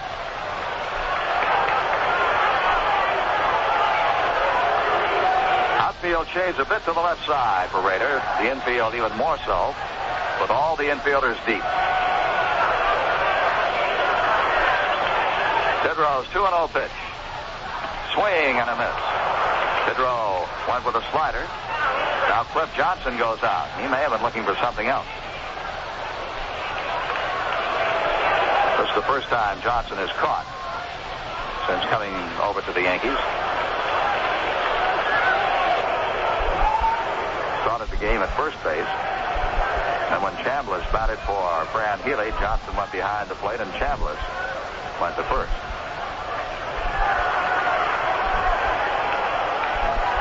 Hidrow has the sign, checks the runner at second base, bowling, and the pitch. Rader, it's a check swing, grounded towards second. Charging Zieber, he's up. Sidearm throw, and he's out to retire the side. At the end of 10, it's still the Yankees 1 and Toronto 1. And you're going to like when we do things at Amco Transmissions. Because if you take your car to Amco in the morning, chances are you'll have it back the very same evening. That's one-day service. And that's just another reason we're the world's largest transmission specialist. You're going to like the way we do things at Amco. 'Cause at Amco, We get most cars done in one day. we do things right. Amco, AA, MCO. Introducing the lightweight champion of the world, new Rheingold Extra Light Beer. This is Mel Allen at ringside, right here with a winner, Rheingold Extra Light. And folks, it's terrific. Extra Light doesn't taste like it doesn't fill you up. So you can go with it round after round. It's crisp and full-bodied, the way a great beer should taste. Extra Light has all that same rich flavor Rheingold's been brewing for umpteen years. Because Rheingold, who originated low-calorie beers, wouldn't make it any other way. Rheingold Extra Light is the perfect brew when the weather gets warm and heavy. For today's active people, it's today's kind of beer. Clear, clean, light going down. This is the one that'll set you beer fans cheery. The lightweight champion. You must try new Rheingold Extra Light. It's the low-calorie beer that doesn't taste like it doesn't fill you up. Rheingold Breweries, New York. Roy White lines the first pitch foul as we go to the 11th inning. He pulls it into the seats down beyond the first base dugout. No balls and a strike on Roy. Next pitch to him. Off-speed pitches high and outside from Jerry Johnson. Roy is 1 for 3 in the game. Single, stole a base, walk. Next pitch coming. Breaking ball is low. 2 balls and 1 strike to Roy. We'll check the other scores for you as we get a chance. Boston still leads Detroit 2-1, and they're in the bottom half of the 8th inning at Tiger Stadium. 2-1 pitch is lined and past the diving first baseman Ewing out into right field. Base hit. White makes a big turn and now hustles back to first as the throw comes in from the right fielder Otto Velez. Roy leads off with a single. And now Chambliss will be up. Chris flied to center field, pinch hitting for Fran Healy in the 8th inning and stayed in the ball game to play first base. Boston's 2-run solo homers by Fred Lynn, his 7th, and Carl Yastrzemski his 15th. Leading 2-1 over Detroit in the bottom half of the 8th. Throw to first, White gets back. Chicago 8 and Seattle 4 at the end of 6 innings. Minnesota leads Milwaukee 3-0 into 5.5. There goes White running, and the pitcher's line to center field on the hit and run. And a good decoy by the center fielder. He does not catch the ball. It's a base hit. But he decoyed White into stopping before he got to second, and Roy has to stay at second base. John Scott with a good decoy made Roy think he was going to catch the ball. He had to play it on 1 hop. So the Yankee runners are at first and second. And the batter will be George Zieber. Zieber is 2 for 4. Ashby out at the mound talking to Jerry Johnson.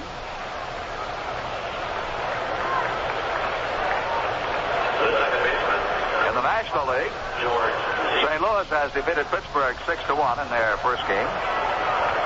Chicago beat Montreal 4-2. The Dodgers over Atlanta 3-2. Johnson checks White, and his pitch to Zieber is high.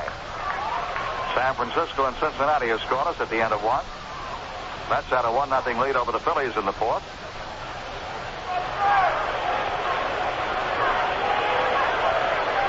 Houston 3, San Diego 1 in the bottom half of the 6th. Runners at first and second, nobody out. 1-1 ball game in the 11th.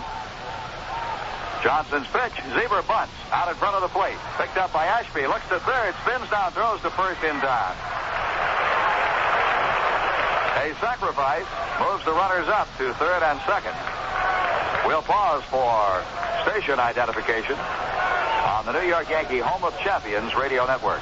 Your official Yankee baseball station in the Tri-Cities and the home of Lee Summers, Dave Michaels, Lynn Corey, and Tony Z. 3WD. WWWD. Schenectady. The Yankee batter will be Bucky Dent. But right now, Roy Hartsfield, the Toronto manager, is out at the mound talking to Jerry Johnson. They have first base open. We'll see if they elect to put that on. They would be pitching then to Mickey Rivers. Awfully hard man to double up on a ground ball. I feel they will pitch to Bucky Dent. Dent is up for the first time in the game. Fred Stanley started at shortstop. Carlos May batted for Stanley in the ninth inning and hit a line drive that was caught by the center fielder, John Scott. So Dent is batting for the first time. They will pitch to him. And they're alert for a squeeze play. The infield is in. Here's the pitch, and Dent takes a strike. Feet behind Jerry Johnson's first pitch. Looked like a hard slider. Dick Hauser goes through the signs down at third. We'll keep an eye on Roy White, the runner at third. Johnson keeps an eye on him. Very short stretch. White does not come. The pitch is swung on and missed. Strike two. No balls and 2 strikes.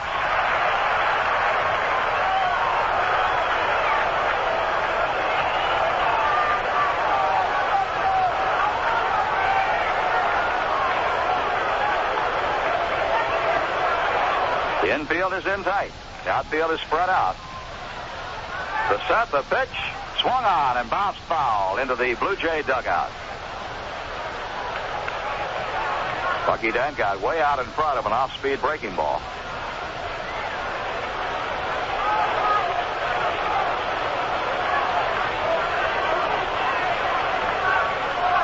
Jerry Johnson takes a little time. Now he plants the right foot, working off the set position still. And the 0-2 delivery. Foul back. Got him in on fists, and he fouled it back over the screen in the crowd. Count holds 0-2 on Bucky Dent.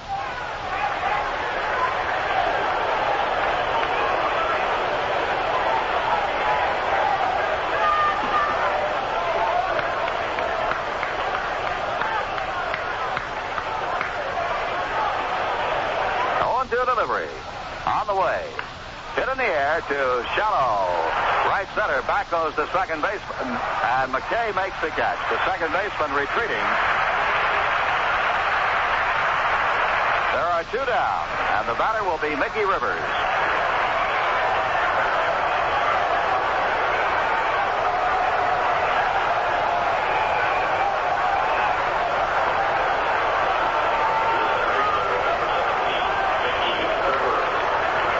Rivers flied to left his only other time up, as he was rested in favor of Paul Blair, who started the game. Rivers batted for Blair in the ninth and flied out. The pitch to Mickey. Chopped to short. Short hop by Baylor, and he drops the ball. Everybody's safe. White scores. The Yankees lead 2-1.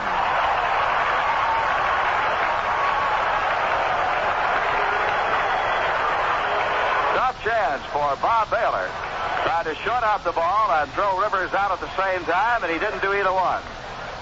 He'll be credited with a base hit, will Mickey Rivers, and of course a run batted in. A tough chance for Baylor, and considering the speed of Mickey Rivers, the official score, and Neil McCarl, I would have to say, made a good call. Chris Chambliss now at third, Rivers on at first. The batter, Greg Nettles, swings and it's a drive to deep right field. Bella is back to the wall. Does he have room at the fence? Johnson knocks the ball down. It is in play. Chambliss has scored. Here comes Rivers around third. The throw to the plate is way off the mark. Gets all the way back to the screen. And Nettles now is coming home as the ball gets away. Nettles dives for the plate and he scores. Hustling base running by Greg Nettles. The Yankees now lead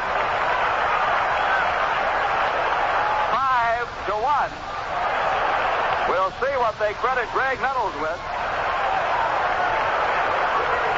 A 2-base hit. And an error will be charged to the second baseman, Dave McKay, on his wild throw to the plate. that allowed Nettles to score. A two-base hit, 2 runs batted in for Nettles, and he scores on a throwing error coming all the way around the bases, and he dove across the plate. Munson takes an inside fastball.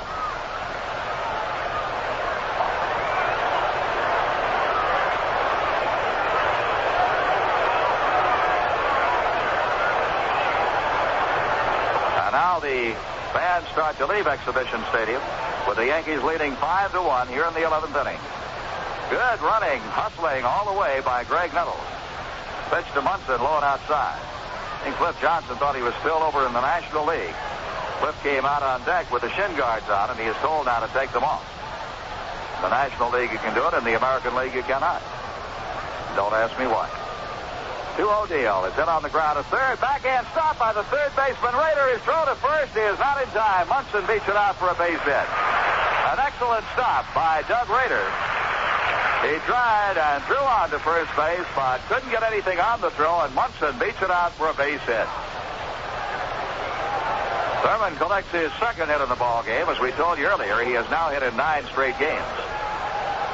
And the Detroit Tigers have come from behind to beat Boston 3-2. Here is Cliff Johnson at the plate, and the pitch is low ball 1. Cliff Johnson is 1 for 4. He doubled and scored a run back in the 6th inning. Yankees now lead 5-1. The pitch to him. Inside. 2 balls and no strikes.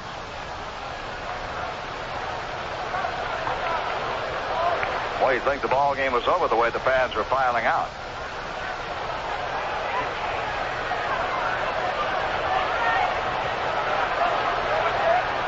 Pitch. Inside. Almost hit him. Detroit 3 runs, 12 hits, 2 errors. Boston 2 runs, 7 hits, and no errors.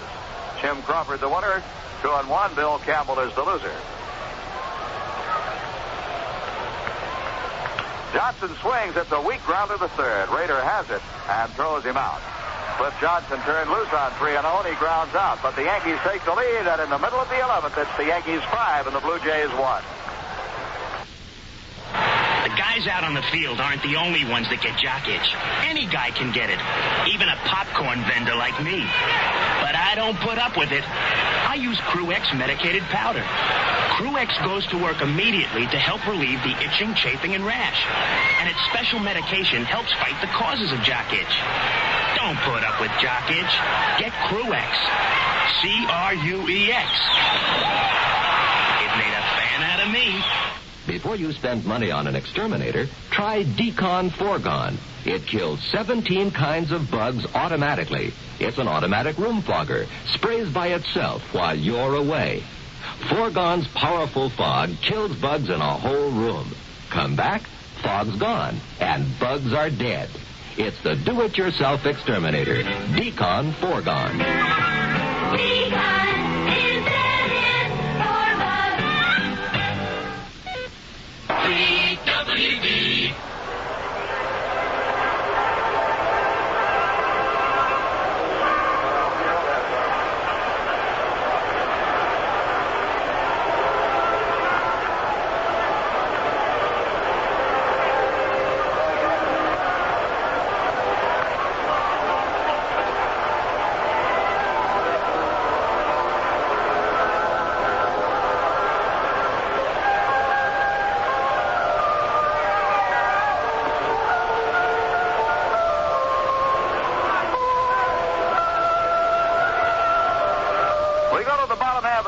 In the top half of the 11th, the Yankees scored 4 runs on 5 hits. There was 1 Toronto error, and the Yankees left a man on base. 3 of the 4 runs were earned. The run hustled across the plate by Greg Nettles was unearned due to the throwing error by the second baseman, McKay. And now Bob Baylor leads off for the Toronto Blue Jays against Dick Tidrow, and the first pitch to him. A strike is called. Baylor is 1 for 4. The next pitch. Swung on in line to center field, but Rivers will come on, and he makes the catch. 1 out, and Otto Velez is the batter.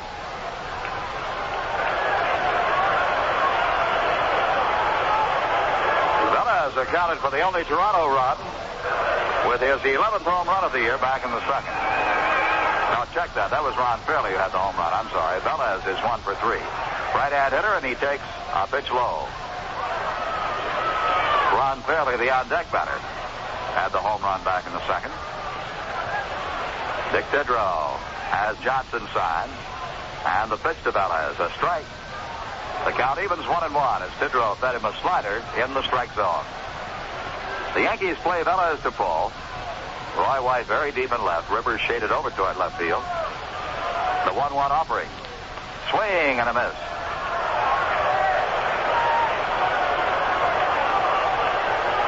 One ball and 2 strikes. Fairly waiting as Bellas is the hitter. And did he go? They appealed down at first base, and on a half swing, they said he did not swing. It is 2 balls and 2 strikes. An appeal made to first base umpire Russ Getz, who said he had checked the swing. The wind by Tidrow and the 2-2 delivery. Foul straight back off the screen. Toronto won the first game 8-5. The Yankees now leading 5-1 here in the bottom half of the 11th inning in the nightcap.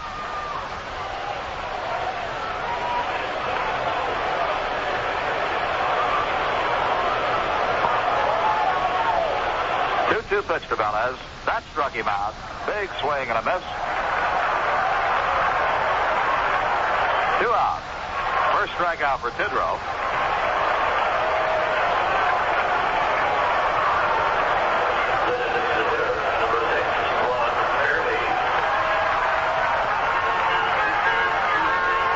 The batter is Ron Fairley.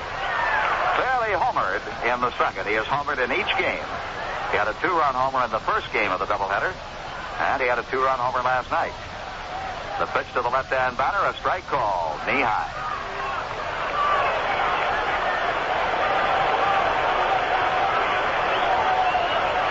0-1 delivery.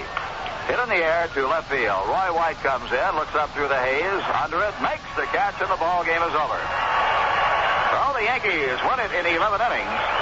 As Tidrow retires the Blue Jays in order in the bottom half of the 11th to pick up the win. The Yankees, with 4 runs in the top half of the 11th inning, have defeated Toronto. I'll have the totals and the recap for you in just 1 minute. The final score, the New York Yankees 5 and the Toronto Blue Jays 1. Ugandan President Idi Amin has been given yet another title. Uganda Radio reports Field Marshal Idi Amin is now conqueror of the British. When your letter is signed and sealed and stamped and ready for the mail, make sure that you remember that special after-tale. Don't forget the zip. It's a very important tip. You'll be treating your letter a whole lot better when you send it on a trip. So don't forget the zip. No, don't forget the zip. Did you know that there are thousands of Americans who are giving their time, energy, their hearts in many ways to help the community? These men and women, 60 or older, are action volunteers serving in the Retired Senior Volunteer Program, Foster Grandparents, and the Senior Companions Program. They're keeping alive the great American tradition of people helping people. And for that, folks, we thank you. Ale is here. McSorley's Cream Ale. McSorley's has all the hearty, full-bodied flavor that an ale should have, plus a smoothness that no other ale has. McSorley's is the macho ale for men of courage and daring, men with a taste for life. Gentlemen, order a bottle at your tavern or club, or pick up a 6-pack at the supermarket, and you'll thank me for telling you about the ultimate in ales, the Ale Masters Ale, McSorley's Cream Ale. McSorley's Limited, Orange, New Jersey. The totals on the ball game, ladies and gentlemen. For the New York Yankees, 5 runs, 14 hits, no errors, and 11 men left on base. For the Toronto Blue Jays, 1 run, 7 hits, 1 error, and 7 men left on base. The winning pitcher is Dick Tidrow. His record is now 6-2. And the losing pitcher, Jerry Johnson, his record is 2-4. So the Yankees managed a split in the doubleheader. Toronto won the first game by a score of 8-5, with Dave LeManche going all the way to get the win, and Yankee rookie Ken Clay in his first major league start being the losing pitcher in the opener. But the Yankees came back to win the nightcap. Meanwhile, we'll tell you again the Detroit Tigers beat Boston 3-2 with a run in the bottom half of the ninth inning. Jim Crawford got the win over Bill Campbell. Now, that's the story from Tiger Stadium in Detroit. And I'll have more of the story from Exhibition Stadium here in Toronto when I come back right after this. Yes, sir? What do you take for air sickness? Well, I take this little bag they have and, Don't just take it. Take Dramamine. Ma'am, what do you take when you're nauseated from riding in a car? I take, well, I just sit there and take it. Don't just take it. Take Dramamine. Dramamine tablets help prevent the symptoms of travel upset, such as nausea, dizziness, and lightheadedness for millions of people. Take Dramamine a half hour before you leave. It really works to help put you in control of the situation. And it's the kind of situation that's much easier to control ahead of time. Millions trust Dramamine again and again for reliable help in preventing travel upset. For occasional use only as directed. Madam? What do you take when you get sick in your husband's sailboat? I take a lot of kidding. Don't just take it. Take Dramamine. 3WD.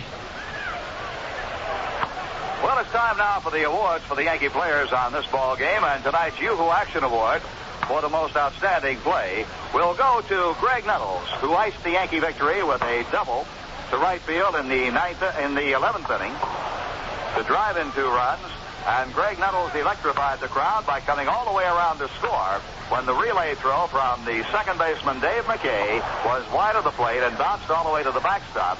Nettles circled the bases, dove across home plate with run number 5. So he drove in 2 and he scored 1 by circling the bases, a double, and an error charge to Dave McKay. Yoo-Hoo, the action drink for action people, salutes Greg Nettles. The Polio Gamer Award goes to Mickey Rivers, whose infield base hit in the 11th inning drove in Roy White from third base with what proved to be the winning run. Mickey Rivers will receive a gift basket filled with fine Polio cheeses. Tonight's Butterfinger Award for the most assists in the ball game, and this you'll find hard to believe, but he had 7 assists. The most I've seen in a ball game for a pitcher in a long time, if ever. Ken Holtzman had 7 assists, and he earns his Butterfingers. The candy's so good, you've got to earn it. And, of course, tonight's Winning Pitcher Award goes to Dick Tidrow, the Yankee relief artist, who picked up the win in extra innings. The Yankee pitcher accumulating the most wins during this month will receive a premium gift from Jack in the Box. Well, that's it. The Yankees split the doubleheader. The Red Sox lose to the Detroit Tigers, and that takes care of your top teams in the Eastern Division of the American League. Toronto won the first game 8-5. The Yankees stopped the skid in the 11th inning with 4 runs to win the nightcap 5-1. The executive producers of New York Yankee Baseball are Ed Babinski and Mike DiTomaso. Our engineer is Dan Bartolucci. Our next Yankee broadcast will be Thursday night when the Yankees meet Toronto here at Exhibition Stadium. Broadcast time will be 7:25. I hope you'll join me for my pregame show at 7:15. Until Thursday night, this is Frank Messer along with Bill Rizzuto and Bill White saying so long from Exhibition Stadium in Toronto. Once again, the final score in the nightcap, the New York Yankees 5 and the Toronto Blue Jays 1.